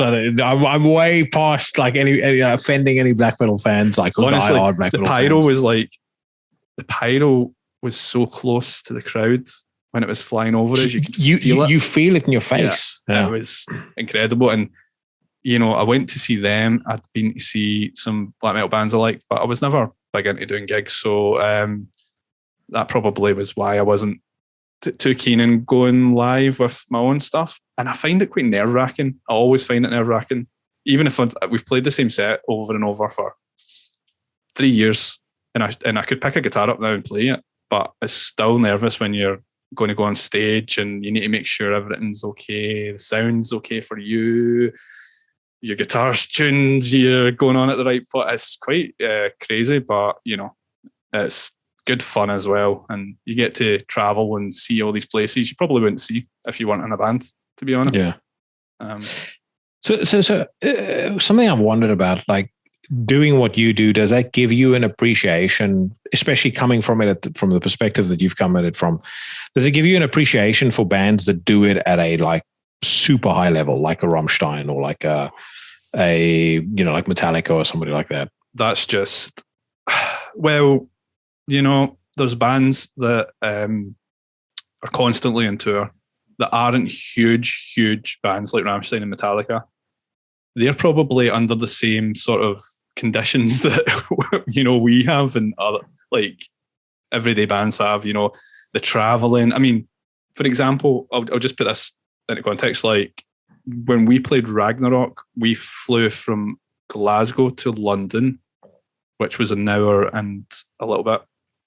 I think there was an hour in London, then London to Frankfurt, which was 2 hours. We arrived to Frankfurt, we got in a van and drove for 3.5 hours to the venue. Then we had half an hour before we had to be on stage and play that show. And then after the show, we went back to the hotel and we had 3 hours sleep. We woke up and had to drive all the way back to the hotel. Oh, fuck. So it's fucking brutal. So see, I mean, touring's different if you've got a tour bus, but it's not comfortable being in a tour bus. You know, I've heard the stories of, you know, rocky roads and you're in your little bunk and people snoring and all that kind of stuff. You don't sleep and it's a lot of shit to go through. But in terms of Metallica and Rammstein, I'm sure they're having a fucking great time, because they'll probably be in 5-star hotels with fucking pools and all sorts. So yeah, I have a huge respect for bands that are constantly touring. I mean, I follow some of the guys in Mayhem on Instagram, and he's always posting. What's his name? The guitarist. Yeah. I follow him on Instagram, and they're constantly playing, and it's funny because he's saying things like, "Oh, we arrived at the venue, and this happened, and that happened," and I'm like, "Been there, done that," and I'm like, "But every single day, it must be very stressful to do that, and it takes a lot out of you." And I have to respect bands like Mayhem for going out there, and I actually do follow Danny Filth on Instagram as well, and I mean, they're probably, treated the same or maybe a bit better, but Metallica and Rammstein and that, they're probably treated like gods. It's probably just a holiday for those guys. You just stroll out. Well, I mean, I saw it takes to build the Rammstein stage for the current tour. It takes 5 days. 5 days to build the whole setup. You can watch like a time delay video, because I don't think they've changed the stage. You can watch a time delay video of the last tour. It's worth it, though. Worth it for that show. Definitely worth it, dude. I saw them in Milton Keynes, and I spoke about this a couple of weeks ago, but it's mind blowing. Yeah. Absolutely fucking mind blowing what they do. I mean, yeah, but you need to remember though, that's their team doing all that kind of stuff. They've got the staff to do it. I mean, the members are probably just chilling backstage. Of course, like cigars. I think it's like something I'm without exaggeration, I think it might be something to the effect of 400 people that work on building that stage. Jesus. Like they have like a whole touring company that's hired especially to do that. And I think also, I speak under correction, but I know they worked with like consultants and stuff to come up with what the stage setup looks like for the current tour. My God, that would just be, can you imagine you were a musician, playing dives, struggling musician, and then fast forward however many years and you're playing stadiums and selling them out, and you've got 400 people setting up your stage. It must be brilliant. Well, that's the thing. A lot of people forget that they used to be one of those bands. I mean, they used to cruise around, and I think the guitarists, VW Golf. Yeah. Like from show to show, they would shove all the equipment into the car, and they'd have like homemade pyro and stuff there. And they've just been one of those bands that every single time they've released a record and gone on tour, they've plowed almost all their money into their tour, which is why the tours became so extravagant. I've actually, I can't wait to go and, I hope I get a ticket, but as I said, they're playing in, where is it? Is it Murrayfield or Hampden? I think it's Hampden they're playing in Glasgow. So yeah, that'll be good if I can get a ticket for that. 18 years it was ago. I can't believe that. 18 years ago. I saw them on that tour. They played in the Brixton Academy over here. And I saw that tour. That was the tour they recorded for the what's the album? Rise or something? Was it? Yeah, it was when Riser came out, but they did like a specific live record for that, or like at least a live DVD.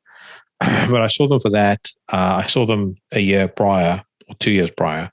And then I saw them at Milton Keynes, and the Milton Keynes was on a different level. I know they're playing in Coventry. I want to see if I can get tickets for that. If I can truly offend most of the black metal folks, because guess who I have tickets for? Prodigy. So can't miss that, mate. I've seen Prodigy 3 times as well. You. I've got tickets for the Eagles. Oh, thought you were about to say Fleetwood Mac. I was about to say don't hate on Fleetwood Mac. No, don't. I was meant to make a list for a DJ kind of set for the promotion of Origins, and Katie from Season of Mist said, "Andy, do whatever you want, put whatever you want on it. It doesn't matter. It just kind of keep it atmospheric and blah blah blah." And I was like, okay. So I started it, and it was like Dark Throne. Then it was like maybe some grunge that I used to listen to. And then I put Fleetwood Mac just to see what she would say. And she's like, "Why is Fleetwood Mac on this? I don't know if they'll play that." She's like, "That just reminds me of blah, blah, blah, blah, blah." And I'm like, "Oh, well, don't shit in Fleetwood Mac." So you can never shit on Fleetwood Mac. Some of the hardest men I know love Fleetwood Mac, and they love Stevie Nicks as well. So exactly, but yeah. But like I said, man, things are definitely looking up for you in a major way, especially with this Goldsverd show coming up, or this Goldsverd tour coming up, which is a like a big tour for you guys. Yeah. And I mean, it's playing with one of the, like we're talking about badasses, one of the ultimate badasses in black metal. Yeah. I mean, what he's doing musically to me is just like we were talking earlier about like where black metal's going. The fact that he could do a whole black metal album and never do a scream once, it's just like, it's incredible to me.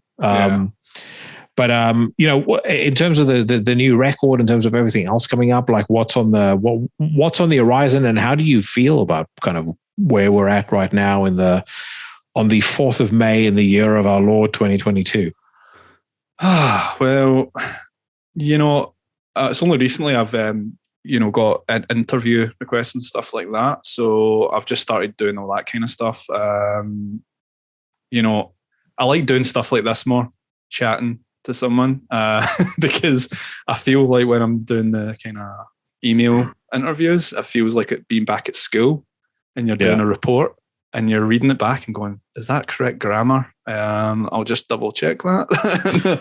But yeah, so we've been doing interviews. Obviously the video was released and it's had such a great feedback. It's had almost, I think, 45,000 views in like a week, which is crazy.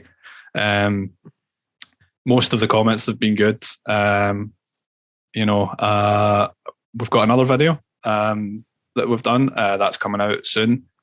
Apart from that, we have a couple of we've got our launch night for the album. So we've got that at Slay in Glasgow on the day of the release, which is 24th of June. I hope it's the 24th. It is the 24th. I know that for a fact. I was just testing you. I definitely knew that. So we're playing Slay in Glasgow. That'll be good. That'll be the first time we've played the new material. After that, we've got just some festivals. We're playing Metal Days for the first time. Looking forward to that.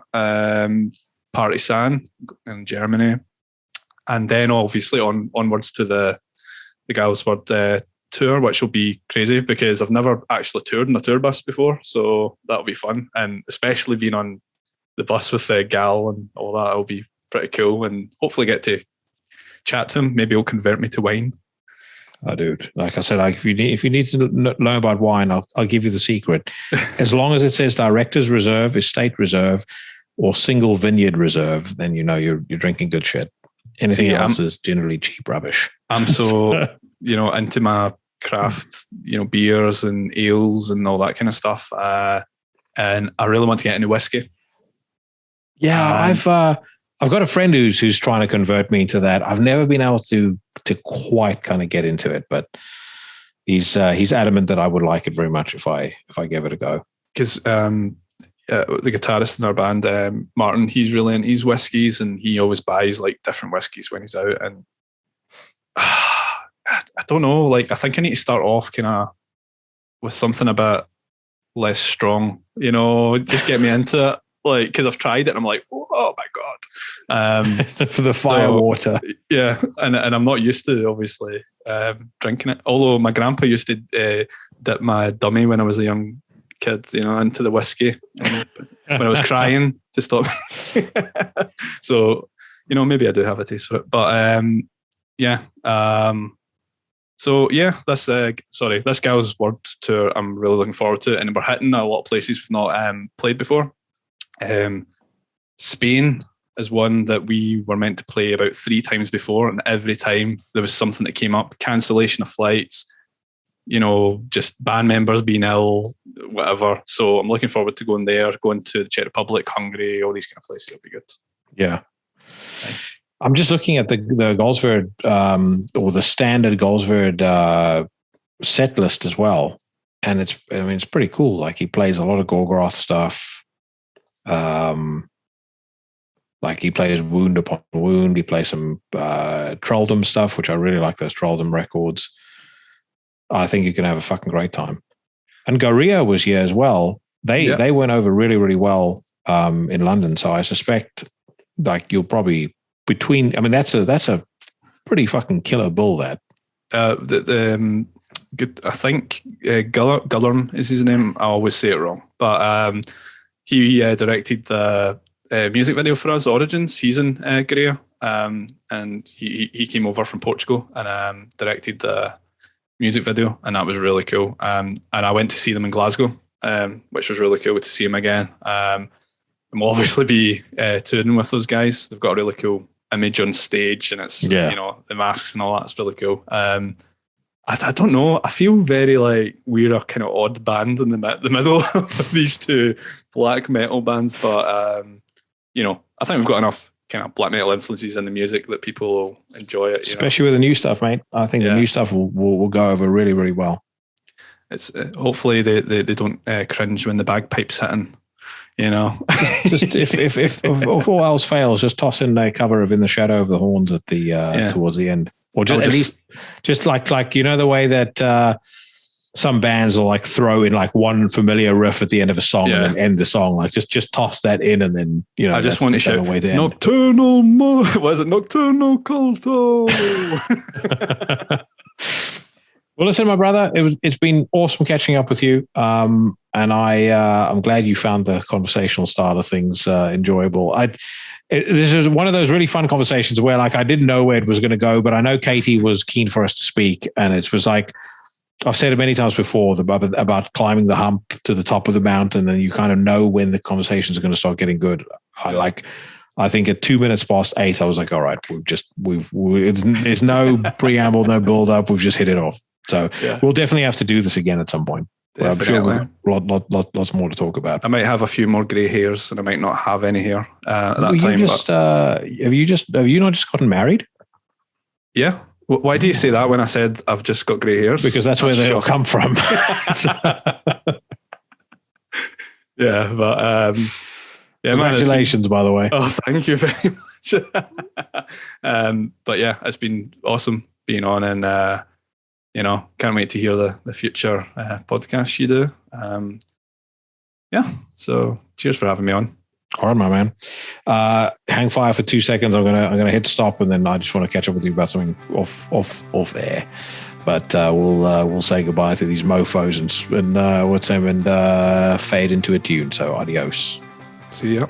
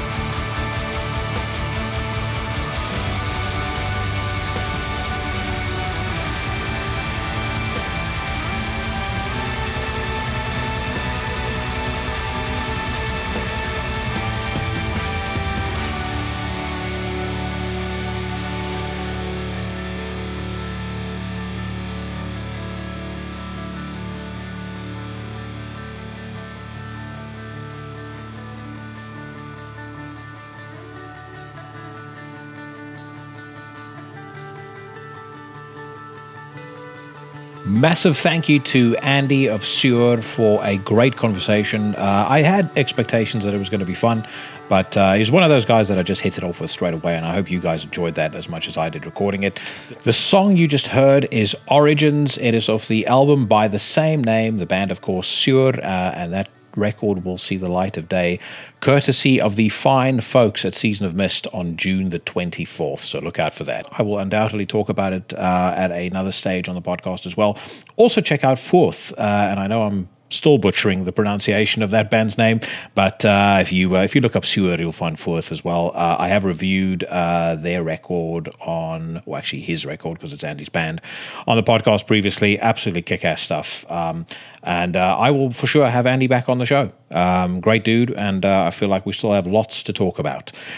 Speaking of having lots to talk about, the new Blut Aus Nord has been released finally after I think it was the second single left me completely speechless when I listened to it on the News Rants and React segment. This is, of course, the 14th in a absolutely formidable back catalogue that includes the highly influential The Work That Transforms God, which they released back in 2003, 2009's Memoria Velusta 2 Dialogue with the Stars, and then my personal favorite, the incredible 777 Cosmosophy that was released back in 2012. The new record is called Disharmonium Undreamable Abysses, and it is billed by the band themselves as intending to reclaim their throne after a brief detour in more melodic and, I dare say, slightly more accessible territory that their last record, Hallucinogen, plowed through back in 2019.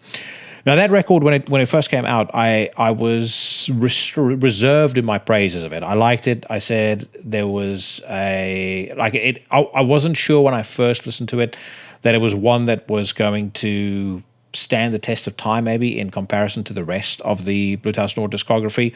I did put in the caveat to say that I thought it may well end up growing on me, as has so many of their other records, and that it most definitely did, increasingly so actually as time went on.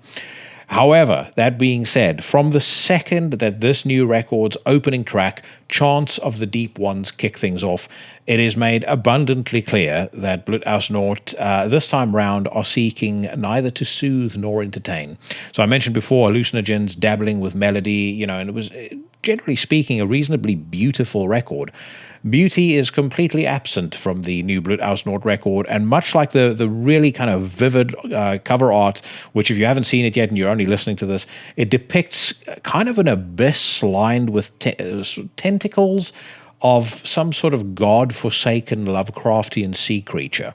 But the music itself is equally despairing, equally bleak, equally dark, violent, unsettling. And that kind of filters through, right from the production on through to the vocals, which in this instance have been replaced almost entirely by inhuman howls and screams. There's not that I can recall, and I've listened to this record quite a few times now, I can't really recall anything that kind of constitutes a strict vocal line. And actually what vocals there are buried so far back in the mix that you actually sometimes struggle to hear them without a decent pair of headphones or speakers.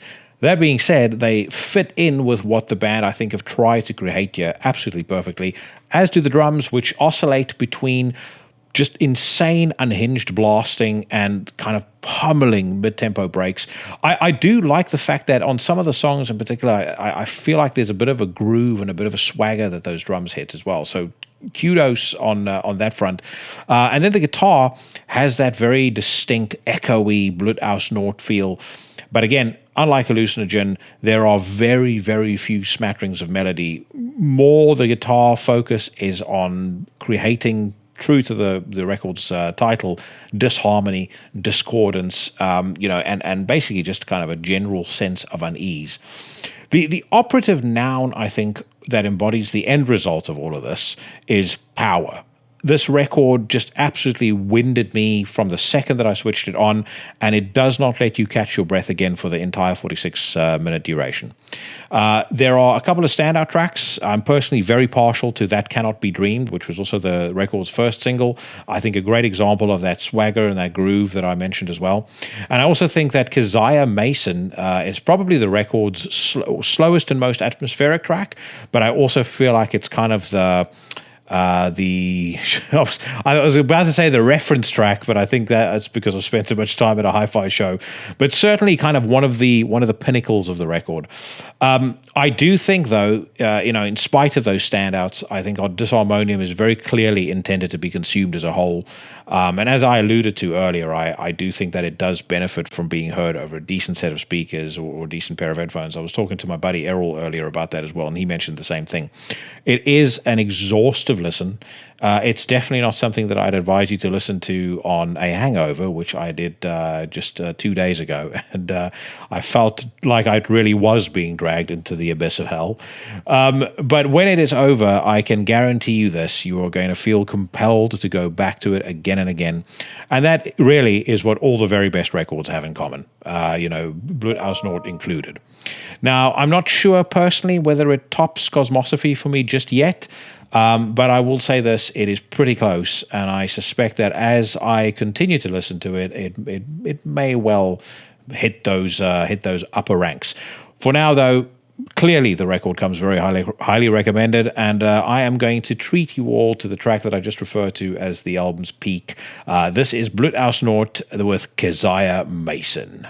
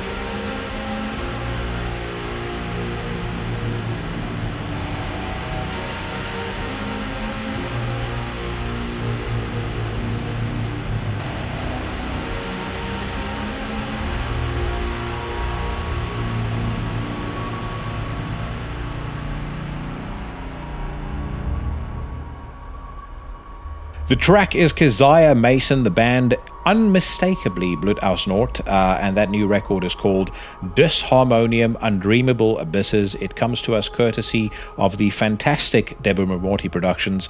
Again, I will post a link to the band's Bandcamp in the description of the podcast. If you go check it out and you let them know where you heard it first, then hopefully we could get us a little bit of an exclusive. Blut Aus Nord don't really do interviews, but if ever there was a podcast where they would be more than welcome to say their piece, and I speak particularly of Vince Fall in this instance, then Into the Necrosphere is it. And big shout out to the folks that are referencing the band when they buy stuff. I recently spoke to Ralph Schmidt of Ultha, who said that he'd had quite a few of you, saying that you'd first heard the band, or you'd first heard of Ultha on the show. I know for an absolute fact that a couple of folks have done that with Blut Aus Nord already as well. Shout out to Scott Bamford, who generally speaking has probably been responsible for more guests on this podcast than he realizes. But I just want to let you know, it is massively appreciated, as is everybody who supports the show. But the more of you making noise, the easier it is for me to get, on exciting guests like the one that I just had on today. But speaking of excitement, there are few things that instill more excitement than my infamous, notorious, increasingly un-PC News, Rants, and React segment. All right, we're going to talk about the latest headlines on Metal Storm in just a second, but I wanted to take a couple of minutes very quickly to talk about my experience at the High End show in Munich that I just attended. I had 3 absolutely awesome days in Germany listening to obscenely expensive hi-fi. As some of you may know, I'm a bit of a nerd when it comes to audio stuff, and had the opportunity to attend both the trade days as well as the public days, or at least one of the public days. I came back on Sunday, which is when the second one was on. But what was great about that is it gave me a chance to, make my way through most of the rooms that they had there. As you can see, if you're watching this on YouTube, 550 exhibitors. There were over 1,500 brands. Whether or not there was 21,000 visitors, I have no idea. But bizarrely, nobody stopped me and said, "Hey, are you Jackie from Into the Necrosphere? I love the podcast." Now, that could have been because literally every single room there seemed insistent on playing either jazz or music that sounded like it had been lifted straight out of the Great Depression. That did wear on me a little bit eventually. I mean, I'm not expecting them to play fucking Deicide when I walk in there. But, one thing I will definitely say as an observation of the audio industry, they do need to realize that in some instances, that audience they are catering to probably has about 5 years left to live. And if they want to future-proof the industry, they might need to work a little bit on attracting a slightly younger crowd. I mean, I shit you not, I was one of the youngest people there. But that being said, I mentioned earlier, I had an absolute blast. I'm not going to talk about every single room that I visited, but what I will say is a couple of the real standouts. There is a speaker manufacturer out of Sweden called Martin. They ran a room with probably a speaker that, by their measure, is kind of in their mid-range. To give you an idea of what their mid-range is, I believe that speaker would run you around £48,000 if you bought it over a year. I would assume about $50,000 in the US. I did work out very quickly that with the amplifiers and the DAC and the cabling and stuff that they had in that room was probably around about £300,000. But that being said, absolutely stole the show. And it was not, by the way, the most expensive room of the day by far. I mean, I actually heard speakers that were more expensive than that entire room. But I think what made this the Martin demo so special was that literally every single thing from a sound perspective that I really like, so really impactful, tight bass, really, really beautifully defined mid-end, a treble that's not too sharp, is kind of nicely rolled off, but at the same time still gives you all of the detail that you want. I think it ticked all of those boxes absolutely perfectly. And I would say I please don't get the wrong impression when I start throwing numbers like 300,000 around. I certainly don't have 300,000 to spend on a fucking hi-fi. But what I can say is there are also speakers lower down the line in the Martin range, and if you are ever fortunate enough to have the money to be able to spend on some decent sound equipment, I would strongly suggest that you take a look at them. Whatever your budget. The other thing that I also just want to say as kind of a side note. I'm talking right now about some very expensive stuff. I mean, it's not called high end for nothing. I mean, there wasn't Beats headphones or Bose or Sonos or any such rubbish. I will say maybe 7-8 years ago, Sonos or Bose definitely, maybe to a degree, Beats headphones were a reference point for me for what good sound was. And then you hear something really good, and all of a sudden you realize that stuff is not where it's at, and there is a whole world waiting to be discovered. And I think part of why I'm so passionate about talking about it on the podcast is not only am I a fucking absolute nerd for it, but at the same time I've seen when people hear some of their favorite music through really, really great speakers and a good amplifier and a good DAC. And again, depending on your reference point, that could cost as little as $1,000, or it could cost $2,000.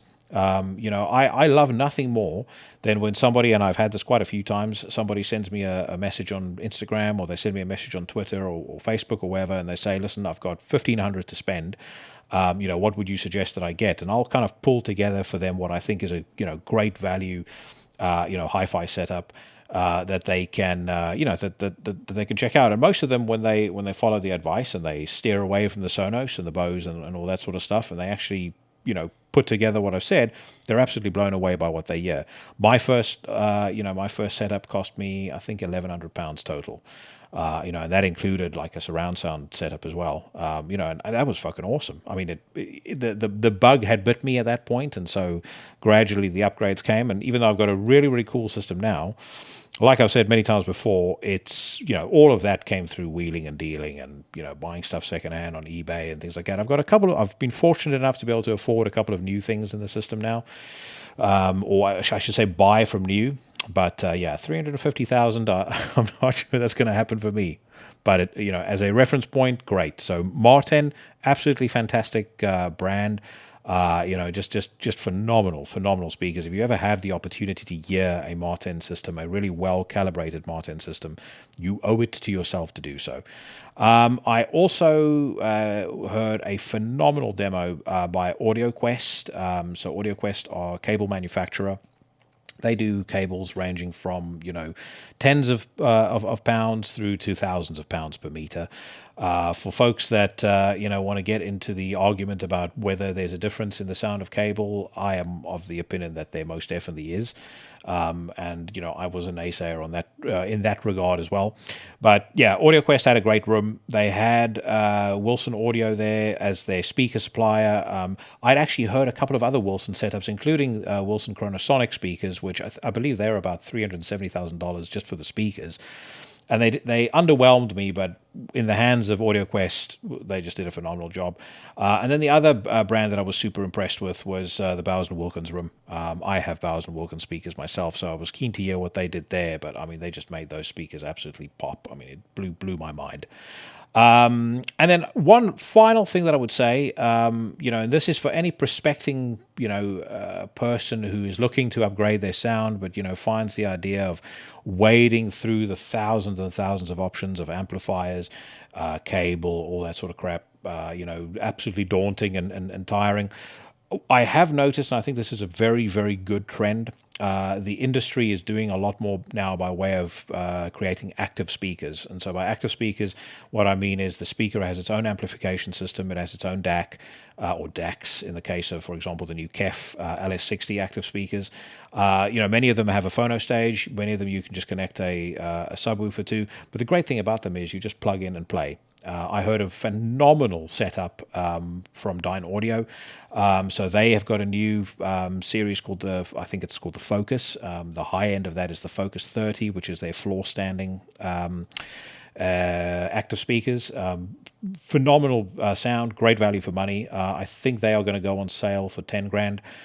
And then, they go down all the way, I think, to about $2,000. And again, if you've got 2,000 and you want to fucking blow your mind, that's definitely something to check out.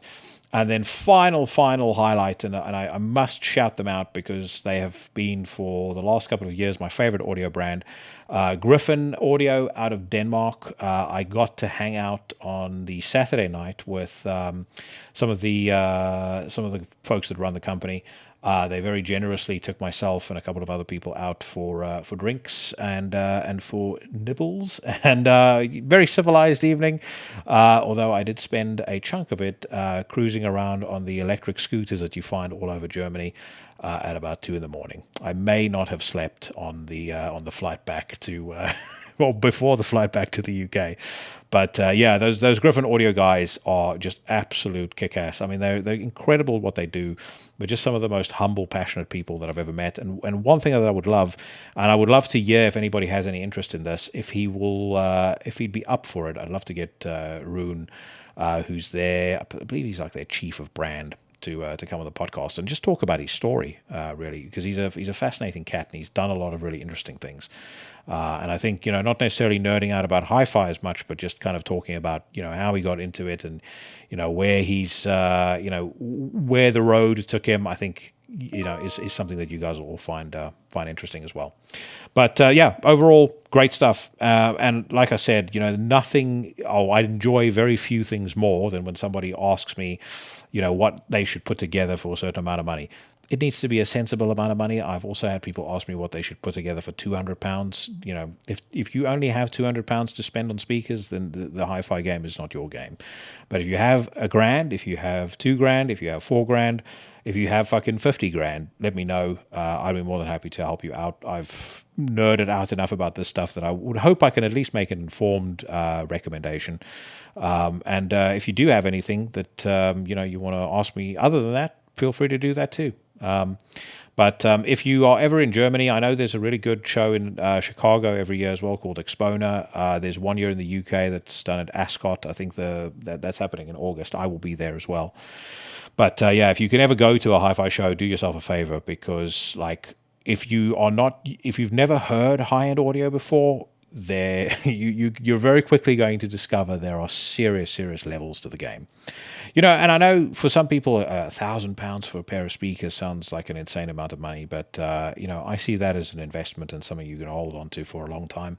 And if you think about it, with the way stuff costs right now, £1,000 is a couple of meals that you don't go out for, a couple of nights that you're not out on the booze.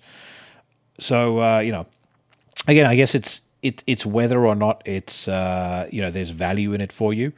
But I frankly think that the audio industry in the main is missing out on an opportunity when it comes to folks that are into metal, because we're more obsessive, I think, about our music than folks in a lot of other genres. We do tend to buy vinyl more, as far as I understand, than pretty much any other market segment.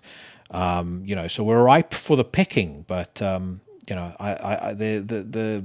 criticism that I would have is that a lot of these brands are very insular, and they seem to cater entirely to fucking 70-year-olds who listen to music out of the Great Depression. Anything with a fucking saxophone or really heavily overproduced bass, they seem to love. But anyway, if you skipped past that, I don't blame you. But I thought I should just share it anyway. And maybe later on I'll talk about my experience at the German border. But let's get to some metal news first and foremost. So we're on Metal Storm. The first bit of news: Nasty Savage writing first album in nearly 20 years. I know my brother Aaron McKay is going to absolutely fucking be doing cartwheels down his street at that news, being a massive fan of Nasty Savage. It says here, power thrash metal icons Nasty Savage have been playing gigs and there much of the time since the release of their latest album to date, Psycho Psycho. But in a recent interview with Mark Kadzilawa, I probably mispronounced that, but anyway, of 69 Faces of Rock, vocalist Nasty Ronnie and guitarist David Austin confirmed that they're in the process of writing their first full-length record in nearly 20 years, which has slowly been taking shape since the band's recent reformation back in 2016. I must confess, I don't really know much of of Nasty Savage. Aside from the ravings of my friend Aaron, I'm pretty ignorant of their music for the most part. But like I said, I know he'll be very happy about that, and I know a couple of other folks would as well. Anathema member survives suicide attempt. That's some very shitty news. It says here an official statement from Anathema reads as follows. We want to let you know that unfortunately life has been very tough on one of our band members, Dan, in the last 2 years, and he has attempted suicide. He's been under a chronic and profound depression for years. He survived the suicide attempt and is getting better. It's a miracle he survived the last 2 years at all. He never left the house for a year, and contrary to theories, he was never institutionalized in any way and has never in his life had contact from the police or the psychiatric services. Dan is a reasonably decent human being who seems to have become lost. He hasn't been himself at all for years.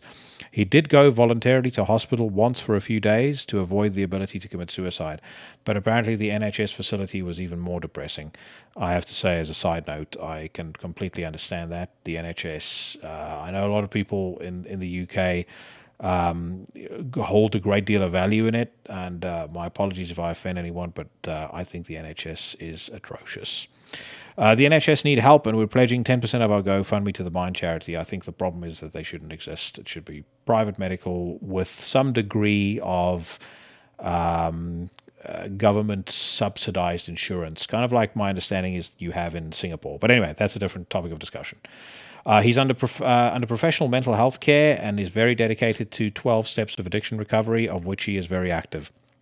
Dan has been diagnosed with profound depression, daily chronic horrific anxiety, complex post-traumatic stress disorder for 25 to 30 years, and he has ADHD. He's not been himself at all for 4 years now at least. Many of you share this type of struggle. Maybe music is part of healing. Hard lessons have been well learned. This has been the hardest, or this was the hardest. Lessons were learned. Maybe that's why we've had hard times. We wish Dan a good recovery. Obviously, we were not sure if posting this was a good idea, but the truth is the truth, and perhaps it's time you heard it. We truly hope all of you, every single one of you without exceptions, live happy and blessed lives, yours in healing.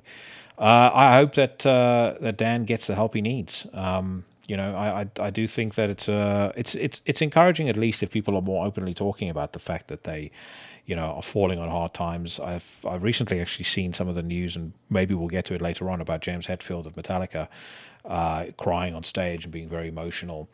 And obviously we know what just happened with Trevor of Black Dahlia murder. For what it's worth, if you're listening to this and you have any sort of feelings of hopelessness and feelings like the only way for you to get out of whatever rut you're in is to do something to end it all, I really would very, very, very strongly encourage you to get help.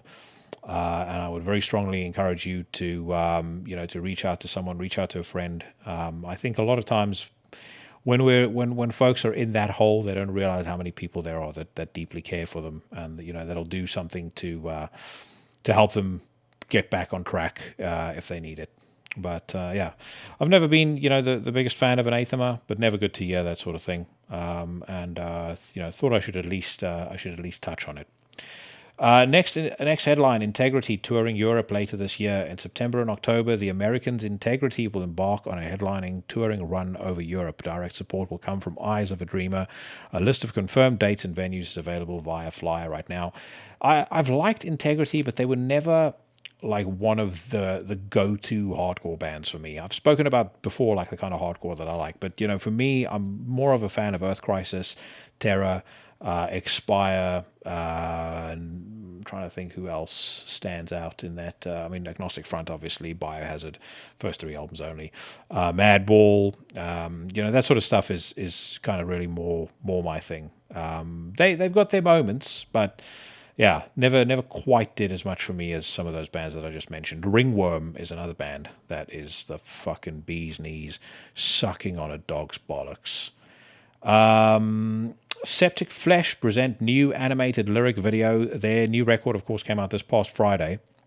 I'm not going to watch this video because I'll review the record on next week's podcast, but it seems like the response to it so far has been fantastic, and certainly those songs that they've released to date, I've liked every single one of them. What a huge pleasure having Sorterius on the podcast.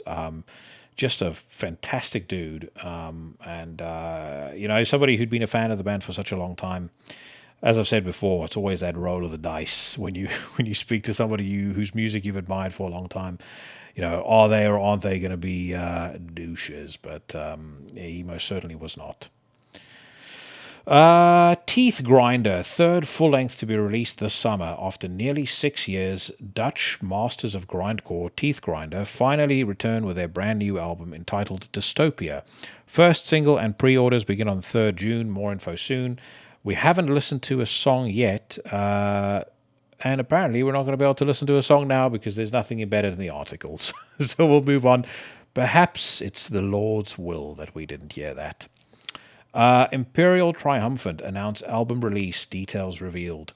Experimental metal outfit Imperial Triumphant have just announced their new full-length album, Spirit of Ecstasy, set to hit streets on July 22nd via Century Media Records. To celebrate the album announcement, the band have also dropped a first preview track, Maximalist Scream, featuring Voivod's vocalist Snake.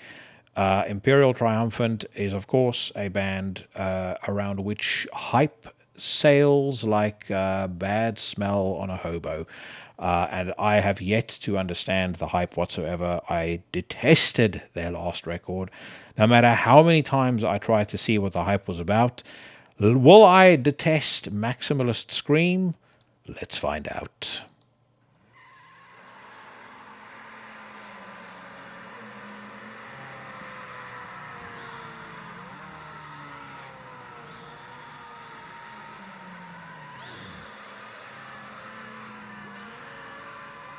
Certainly taking its sweet time getting started. There we go.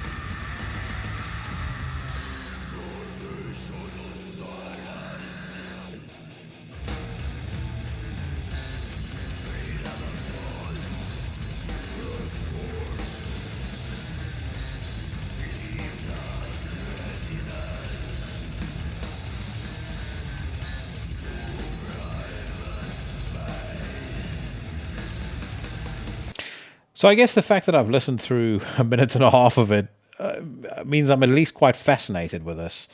I noticed that song is the last song on the record, which it feels like it should be a first song, but again, that's neither here nor there. Don't really know what's up with the music video, but there's something about that riff that I quite like. The screams are a bit stupid when it starts, but the riff sounds quite cool. The vocals don't sound bad either.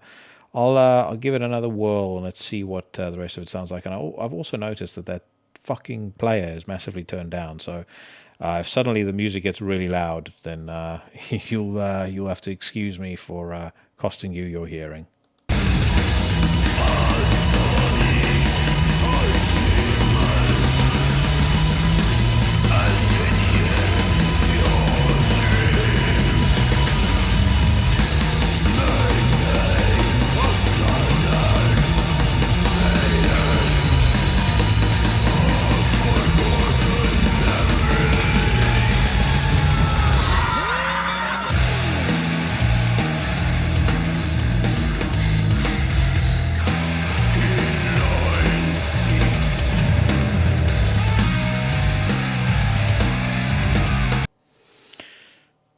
It's okay.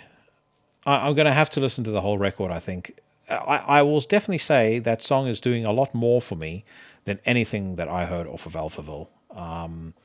So, I mean, maybe that alone is a sign that the record's going to be, another fucking anomaly like we had with Dark Funeral and like Watain.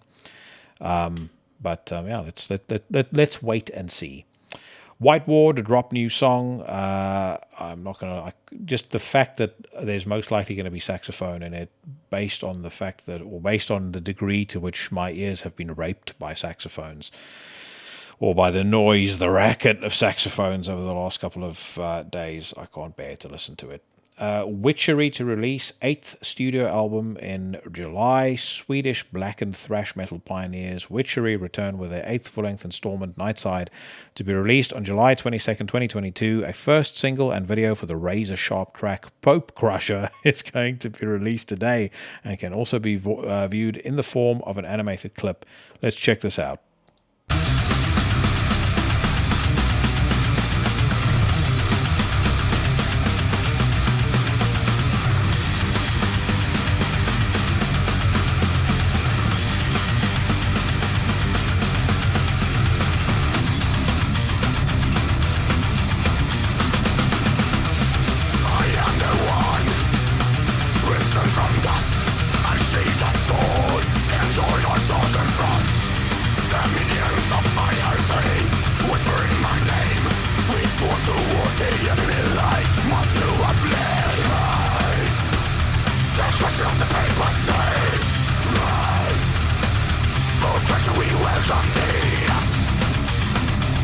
I think that one of the phrases in black metal, death metal, all forms of metal that needs to be retired post haste is "I am the one."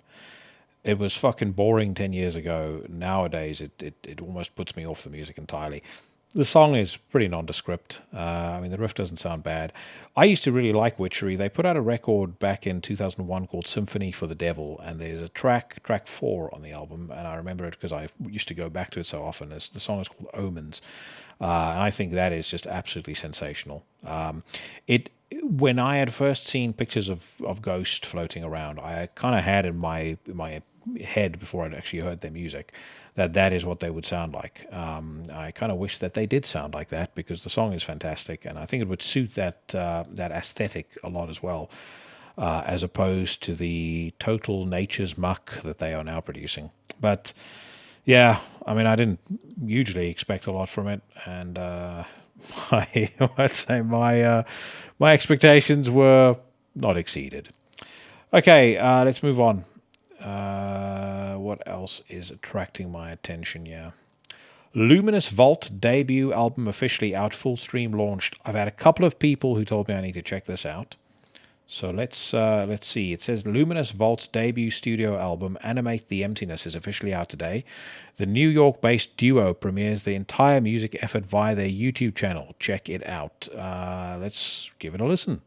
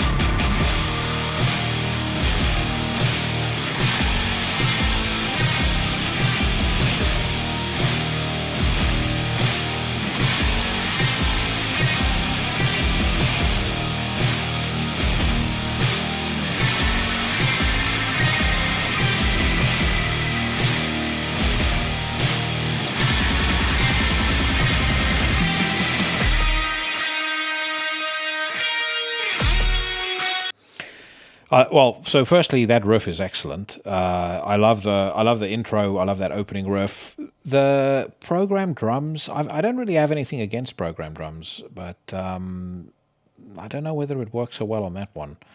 On that song, anyway. It'll be interesting to see how it's deployed through the rest of the record. But I mean, I definitely understand why people told me to check this out. Let's give it another minute or so.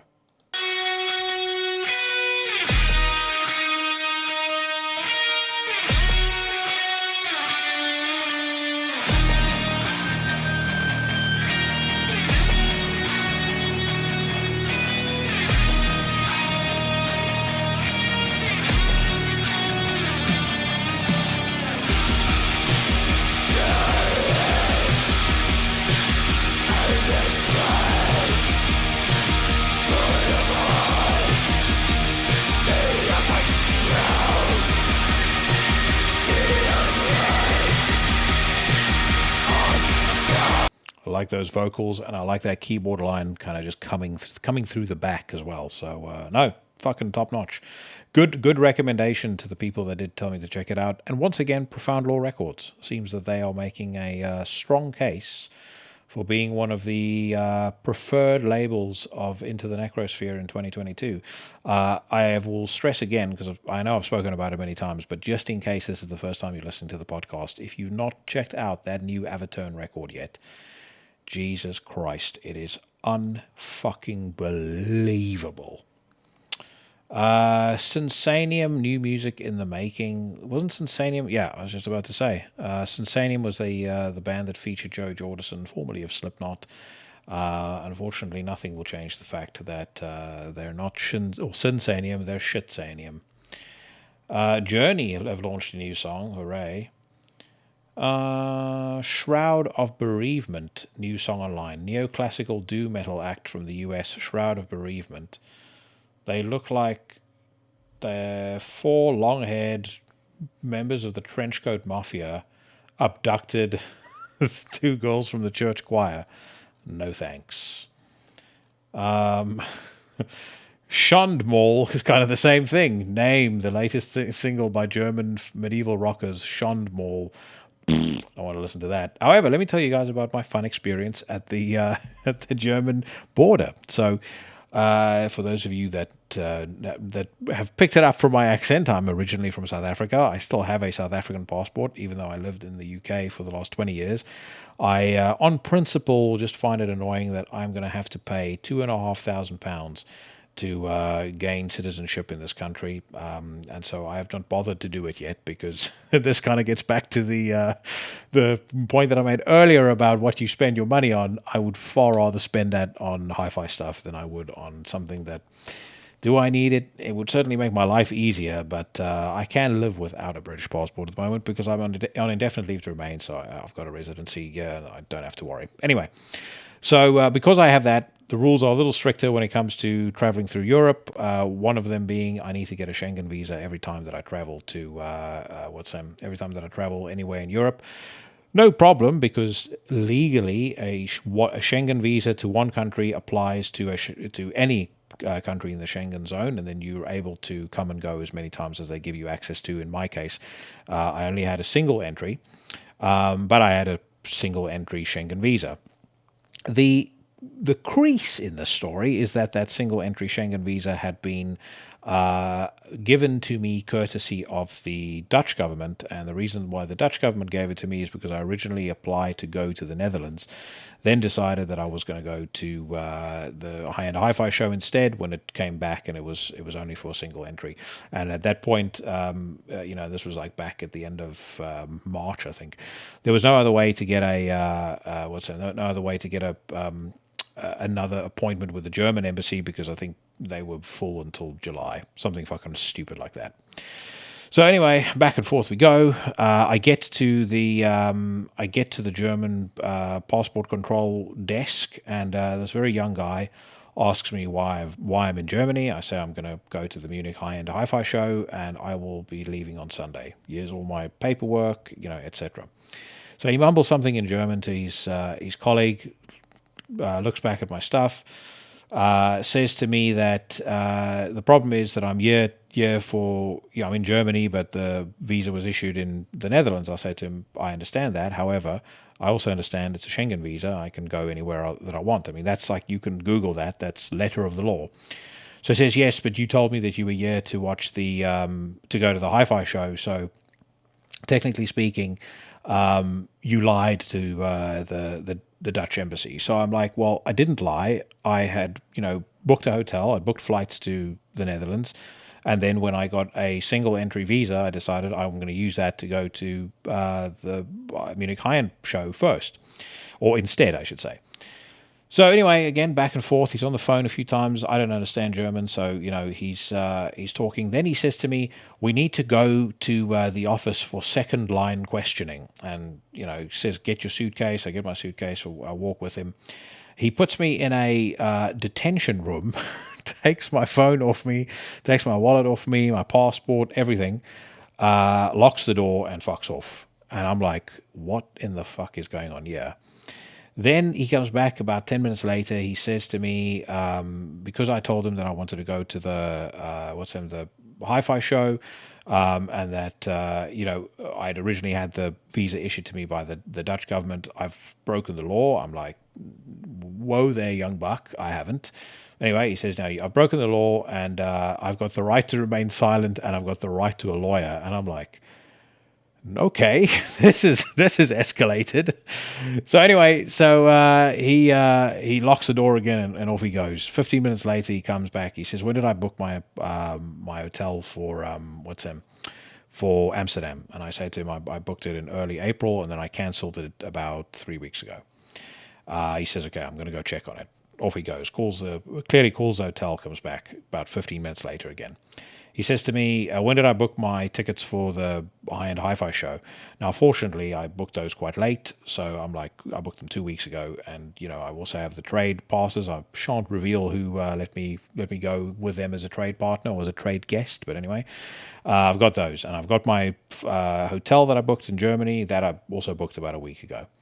So clearly, my story checks out. The guy's just being a fucking douche. And again, it's back and forth. There's people floating around in the room or near the room with guns. I'm like, I'm not fucking Pablo Escobar. And then eventually, after 2 hours of this crap has passed, the guy comes like, okay, you can go. Just remember next time that you need to tell the embassy if you're going to go to another country. I'm like, well, all right, thank you very much. Again, same rules apply. Schengen visa is supposed to let me go into any country. But needless to say, it was a rather stressful 2 hours. I was fucking relieved to get into the country. That is for goddamn sure. Especially when the dude said, "You can remain silent. You can have a lawyer with you." I was like, "Oh, Nelly." On we go.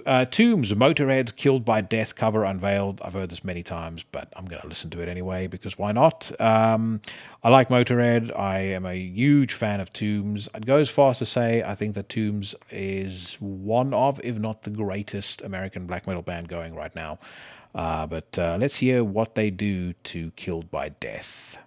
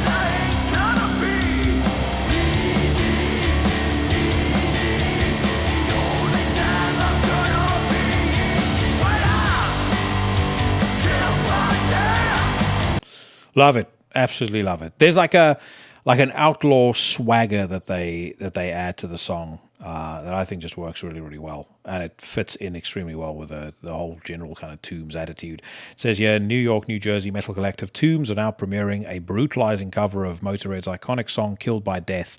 In true Motorhead fashion, bassist Drew Murphy takes the vocal lead on this one, channeling the gruff rock and roll spirit of Lemmy Kilmister with perfect precision.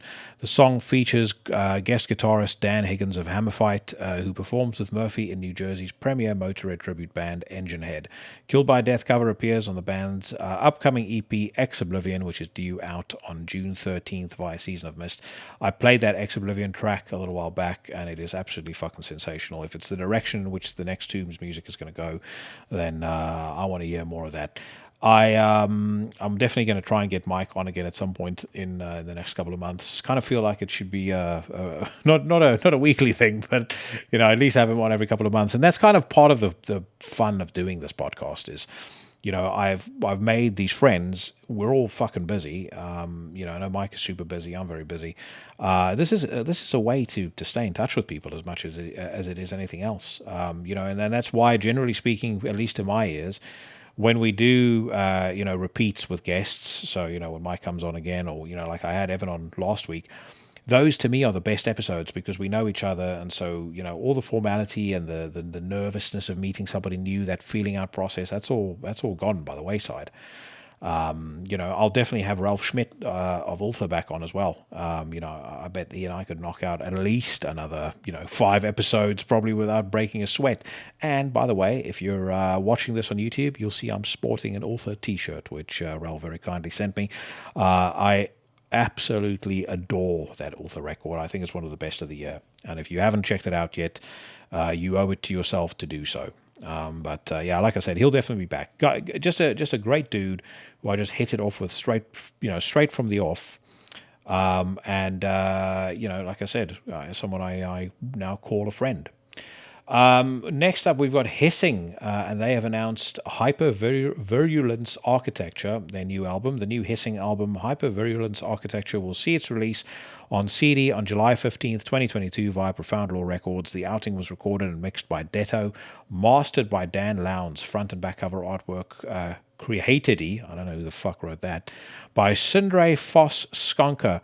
To taste a first piece of the new music, give a spin to the album's closing track, Meltdown. It's Profound Law, so they're one of those bands or one of those labels, which now I automatically have to listen to if they've released anything. And by the way, what I'm looking at here is some fucking cool looking artwork. I really like that vibe. The logo maybe reminds me of those photos that people post of like the old cracked leather chair, and they're like, name the black metal band whose logo this is. But let's hear what the music sounds like.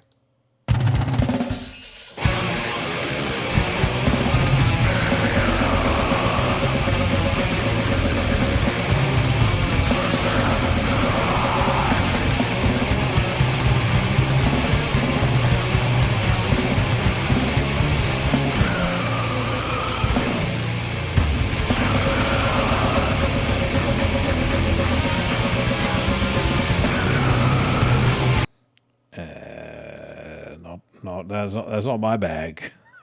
Hate the drum sound. Absolutely fucking hate it. It sounds like St. Anger's drum sound. It's also those boring ass drums I don't like. I don't like the riff very much. I like nothing about that. Maybe some people will, but it's not for me. Blut Aus Nord oncoming album full stream launched. Spoke about that already. What a record.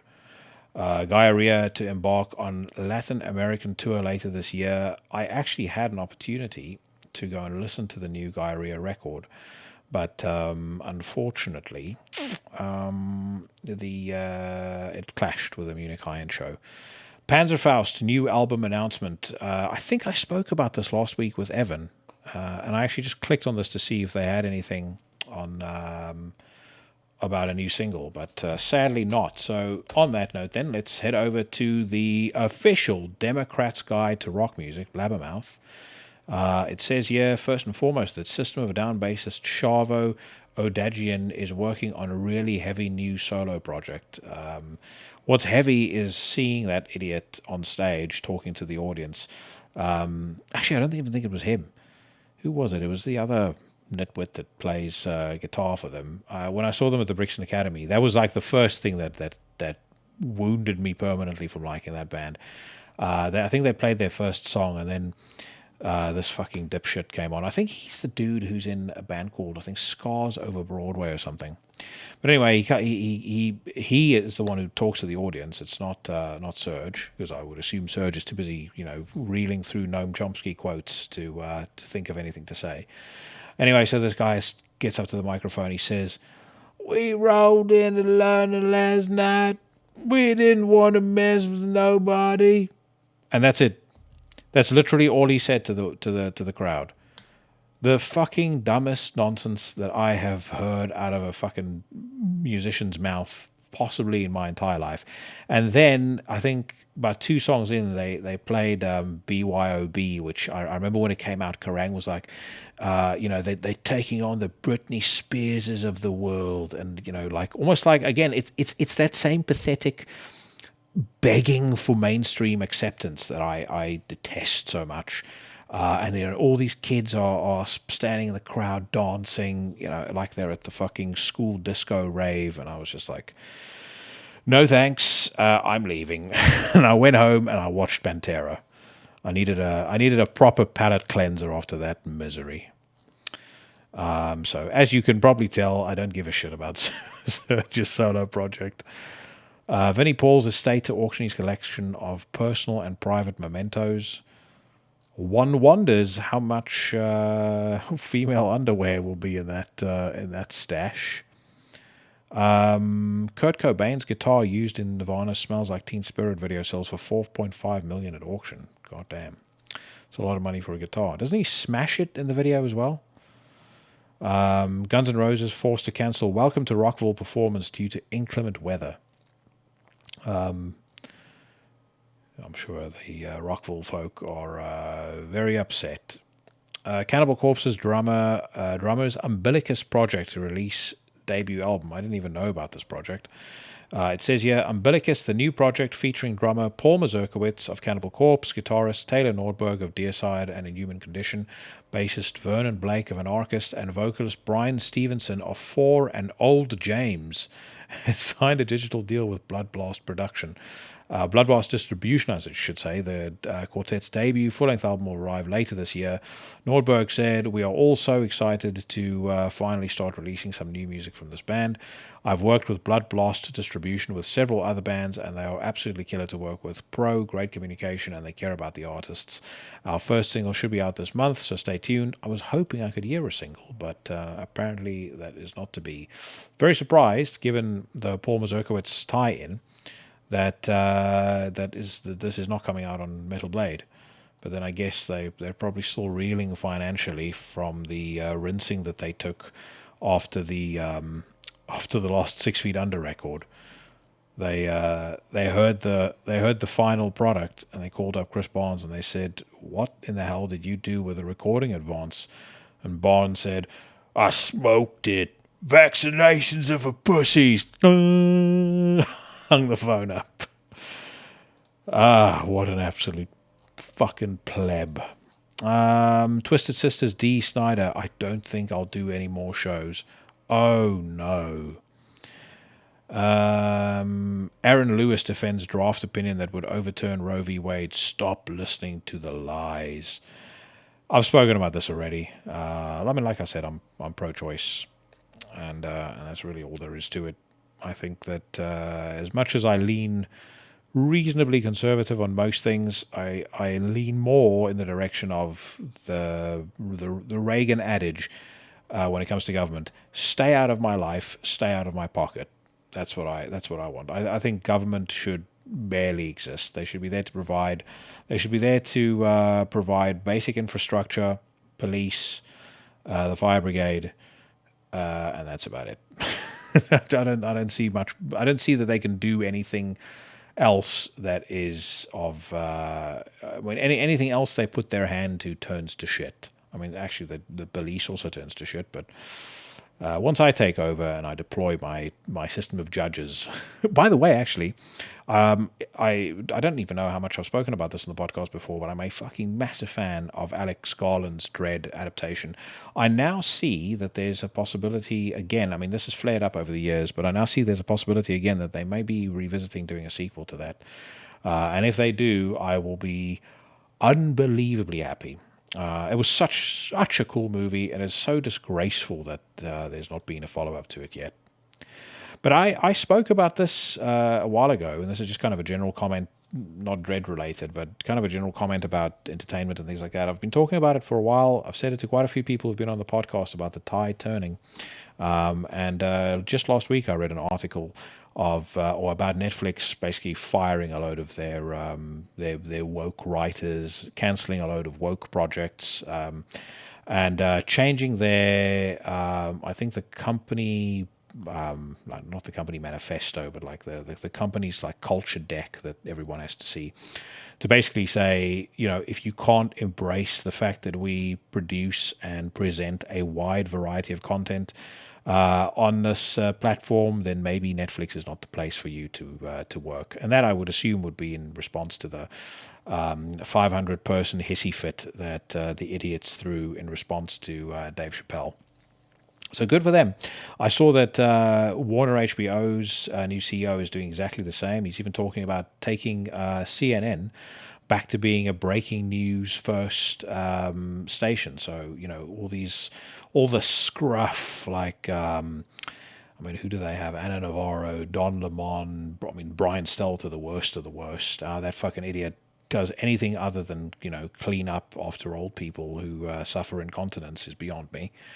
But seems he's going to fix up that news station, because they used to be great.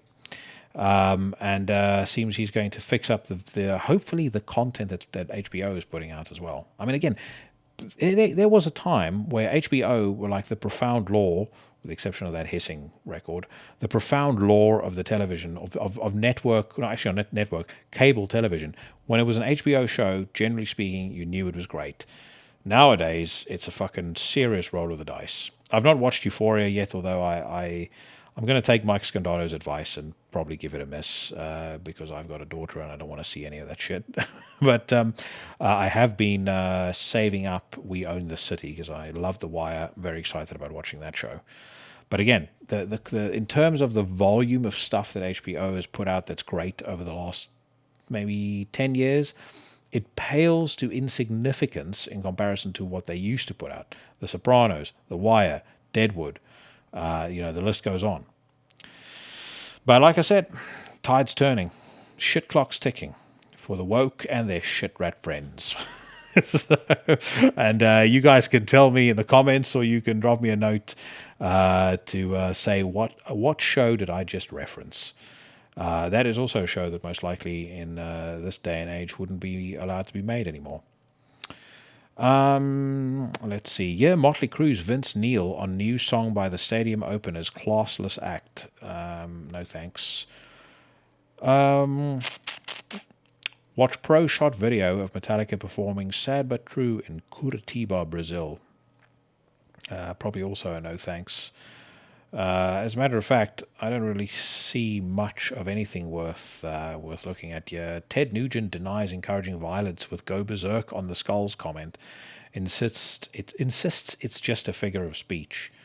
It's a absolutely ridiculous figure of speech. It's not something he should have said.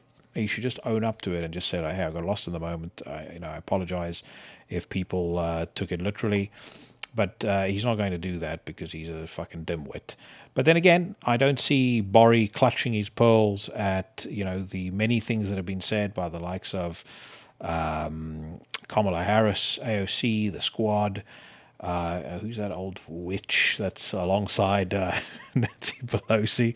I can't remember her name now, but she very famously said, if you see a group of Republicans, you push on them, you form a circle, and you tell them to get out. I mean, that is encouraging actual physical violence, intimidation, and discrimination of people, and it is fucking ridiculous. And, people are allowed to say that sort of thing.